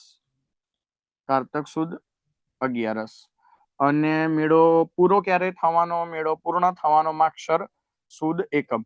ઓ માય ગોડ, આટલા બધા લાંબા સમય સુધી ચાલતો મેળો. વિચાર તો કરો, કારતકમાં શરૂ થયો અને માગશરમાં પૂરો થયો. એક કામ કરીએ, દિવસો ગણીએ. પહેલો દિવસ છે કારતક. પહેલો દિવસ છે કારતક સુદ 11. પહેલો દિવસ છે કારતક સુદ 11. બીજો દિવસ થવાનો કારતક સુદ 12. કારતક સુદ 12. પછી કારતક સુદ 13. કારતક સુદ 13. પછી કારતક સુદ 14. 14. પછી કારતક, મન તો લાગતું નહીં આમ ભેગું થાય. આમ તો આપણો લેક્ચર આમાં જ પૂરો થઈ જશે. તમને વાંધો ના હોય તો એક કામ કરું, કારતક મહિનાની પૂનમ આવી તો પૂનમ પછી હું સીધું +15 કરી દઉં, જેથી કારતક મહિનો પૂર્ણ થઈ જાય. બરાબર, કારતક મહિનો પૂરો. અને કારતક મહિનો જેવો પૂર્ણ થઈ જાય તો તરત જ કયો મહિનો શરૂ થઈ જવાનો? માગશર. અને માગશર મહિનાનો પહેલો દિવસ એટલે કે માગશર સુદ 1.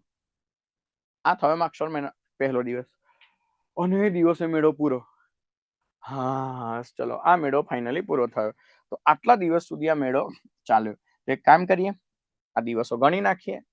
કારતક સુદ 11 પહેલો દિવસ, 12 બીજો દિવસ, 13 ત્રીજો, 14 ચોથો ને પૂર્ણિમા 5મો.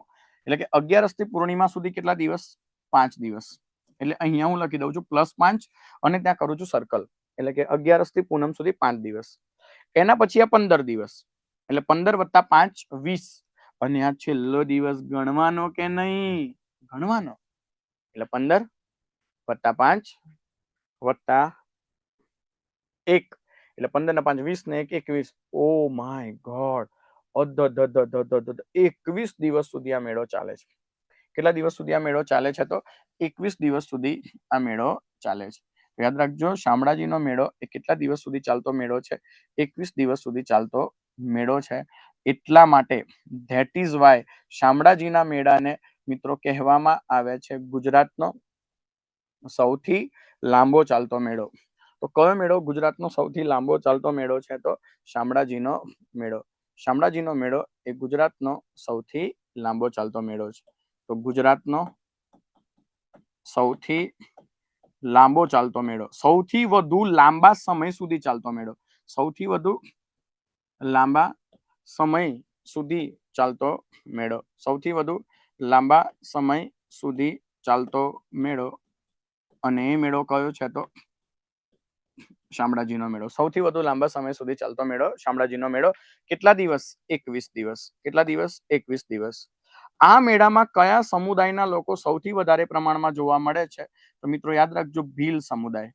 ભીલ આદિજાતિ સમુદાયના લોકો તમને સૌથી વધુ સમુદાયમાં જોવા મળે છે. એટલા માટે આ મેળો, કારણ કે ગુજરાતમાં સૌથી વધારે વસ્તી ભીલ સમુદાયની અને એ ભીલ સમુદાયના લોકો આ મેળામાં આવે છે. એટલા માટે મિત્રો આ મેળાને કહેવામાં આવે છે ગુજરાતનો સૌથી મોટો આદિવાસી મેળો.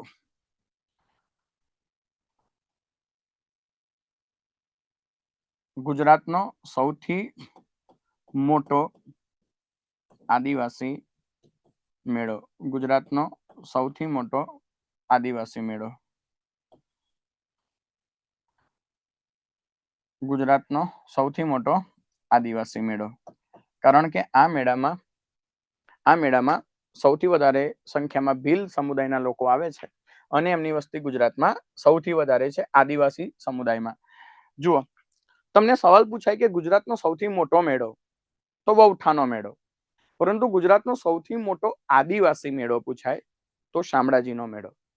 ગુજરાતનો સૌથી મોટો મેળો પૂછાય તો વૌઠાનો મેળો, પરંતુ ગુજરાતનો સૌથી લાંબા સમય સુધી ચાલતો મેળો પૂછાય તો શામળાજીનો મેળો. ભીલ સમુદાયની વસ્તી તમને આ મેળામાં જોવા મળે છે. સારું, તો એક મુદ્દો એ પણ ક્લિયર થયો. ચલો હવે કમેન્ટ કરીને જવાબ આપો. શામળાજીમાં કયા ભગવાન બિરાજે છે? શામળાજીમાં કયા દેવતાનું મંદિર આવેલું છે? 21 દિવસ, સાચી વાત છે. શામળાજીમાં કયા ભગવાનનું મંદિર આવેલું છે? નામ પરથી ગેસ કરો, તમે પણ ગેસ કરો. શામળાજી શું લાગે તમને? મહાદેવનું મંદિર હશે, ગણપતિ બાપાનું હશે? શામળાજી કયા દેવતાનું મંદિર હોવું જોઈએ શામળાજીમાં? નામ પરથી થોડું પકડો. નામ શામળાજી કયા ભગવાનનું મંદિર હોવું જોઈએ શામળાજીમાં? કયા? કાન્હા, બરાબર છે, કાન્હા. કૃષ્ણ, કૃષ્ણ, કાળિયા ઠાકર, કૃષ્ણ. બહુ સરસ. યાદ રાખજો, શામળાજીની અંદર વિષ્ણુ ભગવાન. Oh my god, welcome to GPSC. શામળાજીમાં કોનું મંદિર છે? વિષ્ણુ ભગવાનનું. શામળાજીમાં કોનું મંદિર છે? વિષ્ણુ ભગવાનનું. તો પહેલા તો તમારે એ યાદ રાખવાનું છે કે શામળાજીમાં કૃષ્ણ ભગવાનનું મંદિર નથી. શામળાજીમાં કૃષ્ણ ભગવાનનું મંદિર નથી. શામળાજીમાં વિષ્ણુ ભગવાનનું મંદિર છે. હા હા, પરમ સત્ય છે. અમુક લોકો સાહેબ ખોટું ભણાવે છે. ના ના ના સાહેબ. અલા માય ડિયર ફ્રેન્ડ્સ, મેં પોતે ગુજરાતનો સાંસ્કૃતિક વારસો, ગુજરાતનું હાઈએસ્ટ સેલિંગ ચોપડી એ મેં લખેલી છે.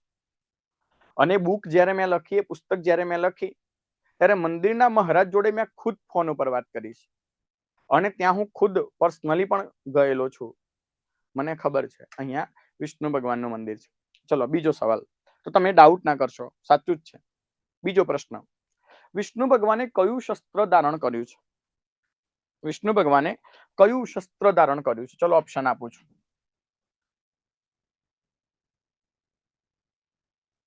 ચલો ઓપ્શન આપું છું. A, B, C, D. ચક્ર, ધનુષ, ચક્ર, ધનુષ, ગદા, પરશુ. વિષ્ણુ ભગવાને કયું શસ્ત્ર ધારણ કર્યું છે? વિષ્ણુ ભગવાને કયું શસ્ત્ર ધારણ કર્યું છે? હા, ચક્ર, ચક્ર, ચક્ર. આ ખોલ દો ને મનસુભાઈ. ચક્ર, એ ચક્ર, ચક્ર. બહુ સરસ, બહુ સરસ. વિષ્ણુ ભગવાને કયું શસ્ત્ર ધારણ કર્યું? ચક્ર, ચક્ર. જીજ્ઞા, એમણે બિલકુલ સાચો જવાબ આપ્યો છે. જીજ્ઞાએ બિલકુલ સાચો જવાબ આપ્યો છે, ગદા. યાદ રાખજો, વિષ્ણુ ભગવાને ચક્ર ધારણ કર્યું નથી, પરંતુ વિષ્ણુ ભગવાને શું ધારણ કર્યું છે? ગદા. એટલા માટે મિત્રો આ મંદિરનું નામ જ છે ગદાધારી વિષ્ણુનું મંદિર. આ મંદિરનું નામ જ છે ગદાધારી વિષ્ણુનું મંદિર. ગદાધારી વિષ્ણુનું મંદિર. યાદ રાખજો, વિષ્ણુ ભગવાને શું ધારણ કરેલું છે? ગદા. અને આ મંદિરને કહેવામાં આવે છે ગદાધારી વિષ્ણુનું મંદિર. અને મિત્રો એટલા માટે શામળાજીનું એક બીજું નામ પણ છે. શામળાજીનું પ્રાચીન નામ પણ છે. મિત્રો શામળાજીનું પ્રાચીન નામ જ છે ગદાધરપુરી. શામળાજીનું પ્રાચીન નામ શું છે? ગદાધરપુરી. એવું કહેવામાં આવે છે કે તમે ઈડરના ગઢ ઉપર બેઠા હોય, ઈડરના ગઢ ઉપર તમે હોય અને આજુબાજુમાં જો તમે નજર કરો તો 5 રત્ન હોય, 5 ચળકતા આભૂષણો હોય, તેવી 5 નગર, તેવી 5 નગરીઓ, તેવા 5 શહેરો આ ઈડરની આજુબાજુમાં તમને જોવા મળે છે. અને એટલા માટે એક શ્લોક લખાયો કે ઈડરે પંચરત્નાની ભૃગુ બ્રહ્મા ગદાધરમ ચતુર્થ્રે કડનાથનમ પંચમે ભુવનેશ્વરમ. ઈડરે પંચરત્નાની એટલે કે ઈડરની આજુબાજુમાં 5 રત્નો. ઈડરે પંચરત્નાની ભૃગુ બ્રહ્મા ગદાધરમ. ભૃગુ એટલે કે ઈડરના નજીકમાં ભૃગુ ઋષિનો આશ્રમ. બ્રહ્મા એટલે કે ઈડરના નજીકમાં આવેલું ખેડ બ્રહ્મા, જ્યાં એકમાત્ર ગુજરાતનું ચતુર્મુખ બ્રહ્માજીનું મંદિર આવેલું છે. ભૃગુ બ્રહ્મા ગદાધરમ. તો ત્રીજા નંબરે શું છે? ગદાધરમ. એટલે કે કોની વાત કરે છે? શામળાજીની. આ શ્લોકની અંદર પણ ગદાધરપુરીનું નામ છે. અને વિચાર કરો કે ભવિષ્યમાં તમે મેન્સ લખવા જાઓ છો, પ્રિલિમ ક્લિયર કરીને જીપીએસસીની અથવા રેવન્યુ તલાટીની, માનો કે મેન્સ લખો છો, અને એ મેન્સની અંદર તમને શામળાજીના રિલેટેડ સવાલ પૂછાયો અને તમે આ શ્લોક લખીને જો અંદર આવો છો, તો તમારો જવાબ બીજા બધા વિદ્યાર્થીઓ કરતા થોડો અલગ પડે. તમે આવો શ્લોક લખીને આવો છો, ઈડરે પંચરત્નાની ભૃગુ બ્રહ્મા ગદાધરમ ચતુર્થ્રેકડનાથનમ પંચમે ભુવનેશ્વરમ. હું શ્લોક પણ લખી દઉં છું, જેથી તમારે મેન્સમાં લખવો હોય તો તમને કામ લાગે. તો યાદ રાખજો, શામળાજીનું બીજું નામ જ શું છે? તો ગદાધરપુરી. શામળાજીનું બીજું નામ જ શું છે? તો ગદાધરપુરી. બરાબર છે? સારું, ચલો મોબાઈલ ફોન હાથમાં લઈ લો અને કમેન્ટ કરવાની શરૂઆત કરો. પંચુભાઈ ખુલ દો, ફટાફટ કમેન્ટ કરવાની શરૂઆત કરો. મોબાઈલ ફોન હાથમાં લઈ લો અને કમેન્ટ કરવાની શરૂઆત કરો. ચલો જલ્દીથી. નોટ્સમાં જોઈને કોઈએ જવાબ નથી આપવાનો. કોઈ વિદ્યાર્થી નોટ્સમાં જોઈને જવાબ નહીં આપે. ચલો ફટાફટ કમેન્ટ કરવાની શરૂઆત કરો. કુંભ મેળાનું આયોજન કેટલા સ્થળોએ થાય? કુંભ મેળાનું આયોજન કેટલા સ્થળોએ થાય? 4 સ્થળોએ. નામ બી લખી દો, નામ બી લખી દો,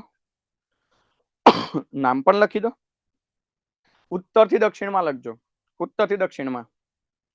કુંભ મેળાનું આયોજન કેટલા સ્થળોએ થાય? ઉત્તરથી દક્ષિણમાં લખજો,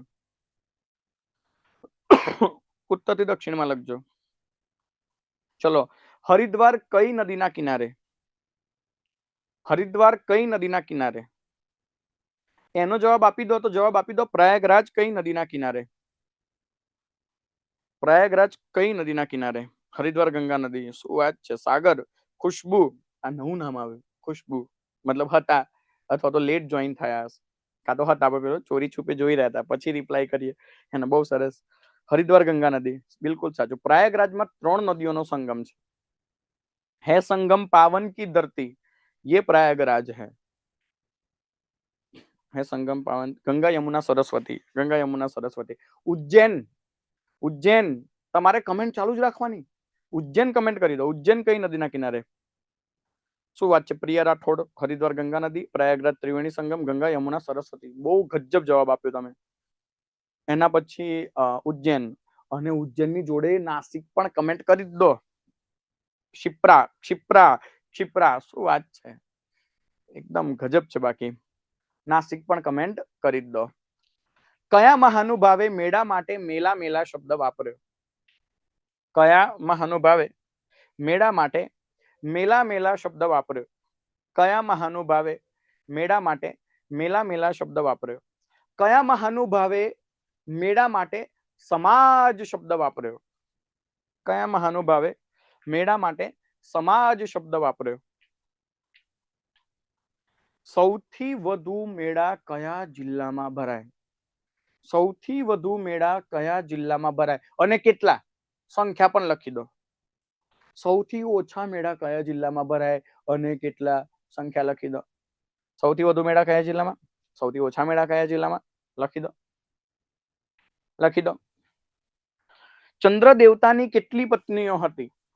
સંખ્યા કમેન્ટ કરી દો. ડાંગમાં 7, સુરતમાં 153. શું વાત છે, ફરી એક એ જ નામ છે બધા. બહુ સરસ. ડાંગમાં 7, સુરત 27 પત્નીઓ હતી ચંદ્ર દેવતાને.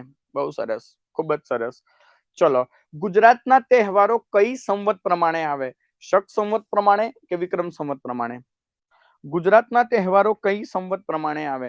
શક સંવત પ્રમાણે કે વિક્રમ સંવત પ્રમાણે? વિક્રમ સંવત. કઈ સંવત? વિક્રમ સંવત. ધડાધડ કમેન્ટ આવે. શું વાત છે. ચલો, શામળાજીનો મેળો કયા જિલ્લામાં ભરાય? શામળાજીનો મેળો કયા જિલ્લામાં ભરાય? શામળાજી નામનું સ્થળ 2 નદીઓના સંગમે આવેલું છે, તો એ 2 નદીઓનું નામ લખો. શામળાજી નામનું સ્થળ 2 નદીઓના સંગમે આવેલું છે. બંને નદીઓના નામ લખો. અને સંગમનું પણ એક નામ હતું. ઓ માય ગોડ, મસ્ત નામ હતું. તમે એ નામ લખી દો ને, સંગમનું નામ, નોટ્સમાં જોયા વગર, તો દિલ ગાર્ડન ગાર્ડન થઈ જશે આજે મારું. મેશ્વો પિંગડા, મેશ્વો પિંગડા. બહુ સરસ. પણ એ સંગમનું એક નામ હતું. સંગમનું એક નામ હતું. ઓ માય ગોડ, જવાબ આવી ગયો. શું વાત છે. નાગદરો. શું વાત છે? નાગદરો, નાગદરો, નાગદરો, નાગદરો. આ લોકોની મેમરી તો શાર્પ છે જ. બધા વિદ્યાર્થીઓ હોશિયાર છે. તમે સહેજ પણ ચિંતા ના કરતા. ભગવાનની સરસ્વતી માતાની કૃપા રહેશે તમારા ઉપર. માતાજીની, તમારા કુળદેવીની, તમે જે ભગવાનને માનતા હોય, અલ્લાહ, જીસસ, તમે જે બી યુનિવર્સલ શક્તિને માનતા હોય, એની કૃપા રહેશે તમારા ઉપર. કારણ કે તમે લોકો હોશિયાર છો. અને મને ખબર નથી તમે કયા બેકગ્રાઉન્ડ થી આવો છો. કોઈ એવું પણ હોય કે જેના ઘરની પરિસ્થિતિ ઘણી ખરાબ હોય, કોઈ એવું પણ હોય કે જેને ખબર છે કે મારા ઉપર પ્રેશર છે, પણ એક વાત હું તમને કહી શકું છું તમારા જવાબો વાંચીને કે તમે લોકો બધા જ હોશિયાર છો, તમારી અંદર પોટેન્શિયલ છે, તમારાથી ગયા ગુજરાત વિદ્યાર્થીઓ જીપીએસસી ક્લિયર કરી નાખે છે. તો પ્લીઝ હિંમત ના હારતા, થોડી પેશન્સ થી તમે તૈયારી કરજો અને અમારી ટીમ તમને સતત સપોર્ટ કરવા બેઠી છે અને તમે આગળ પણ વધશો. ચલો, શામળાજીનું મંદિર કઈ શૈલીમાં બનેલું છે? શામળાજીનું મંદિર કઈ શૈલીમાં બનેલું છે? શામળાજીનું મંદિર કઈ શૈલીમાં બનેલું છે? શામળાજીનો મેળો કેટલા દિવસ સુધી ચાલે? શામળાજ ચાલુક્ય ચાલુક્ય ચાલુક્ય ચાલુક્ય ચાલુક્ય શું વાત છે, શું વાત છે. 21 દિવસ સુધી ચાલતો મેળો અને ગુજરાતનો સૌથી લાંબો ચાલતો મેળો છે. ગુજરાતનો સૌથી લાંબો ચાલતો. શામળાજીમાં કયા ભગવાનનું મંદિર આવેલું છે? શામળાજીમાં કયા ભગવાનનું મંદિર આવેલું છે અને એ ભગવાને કયું શસ્ત્ર ધારણ કરેલું છે? કયું શસ્ત્ર ધારણ કરેલું છે? વિષ્ણુ ભગવાન, વિષ્ણુ ગદા. અને એટલા માટે શામળાજીનું બીજું નામ શું છે? ગદાધર પુરી. આજનું લેક્ચર અહીંયા રહેવા દઈએ છીએ. કેવું લાગ્યું આજનું લેક્ચર તમને? શું છે તમારો પ્રતિભાવ? આજના લેક્ચરમાં તમને કેવું લાગ્યું? તમને એવું લાગ્યું આજના લેક્ચરમાં કે સર થોડુંક તો નોલેજ વધ્યું અમારું? આજે જે 2 કલાક અમે તમારું લેક્ચર જોયું, it is actually worth it.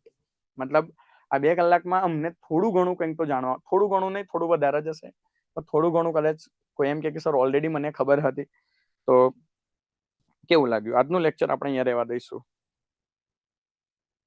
બરાબર છે. અને આપણે આ જ રીતે વાતો કરતા કરતા, આ જ ફ્લોમાં તમારી જોડે ચર્ચા કરતા કરતા કલ્ચરનો સિલેબસ પૂરો કરીશું. અને એક વાત હું તમને 100% કહું છું, યાદ રાખજો, એક સમય એવો આવશે કે તમે લોકો બધા એવું કહેવાના કે culture is my favourite subject, this is my open challenge. હું તમને એક સમય આવશે તમે કહેશો કે સર કલ્ચર જેવો કોઈ બીજો વિષય નથી. સમયનો અભાવ છે, 6 વાગે લેક્ચર પૂરું કરવાનું છે. ફરી આપણે મળીશું નવા વિડીયો સાથે, નવા લેક્ચર સાથે. ત્યાં સુધી તમે લોકો વાંચતા રહેજો, રિવિઝન કરતા રહેજો. ત્યાં સુધી જય હિન્દ, જય ભારત.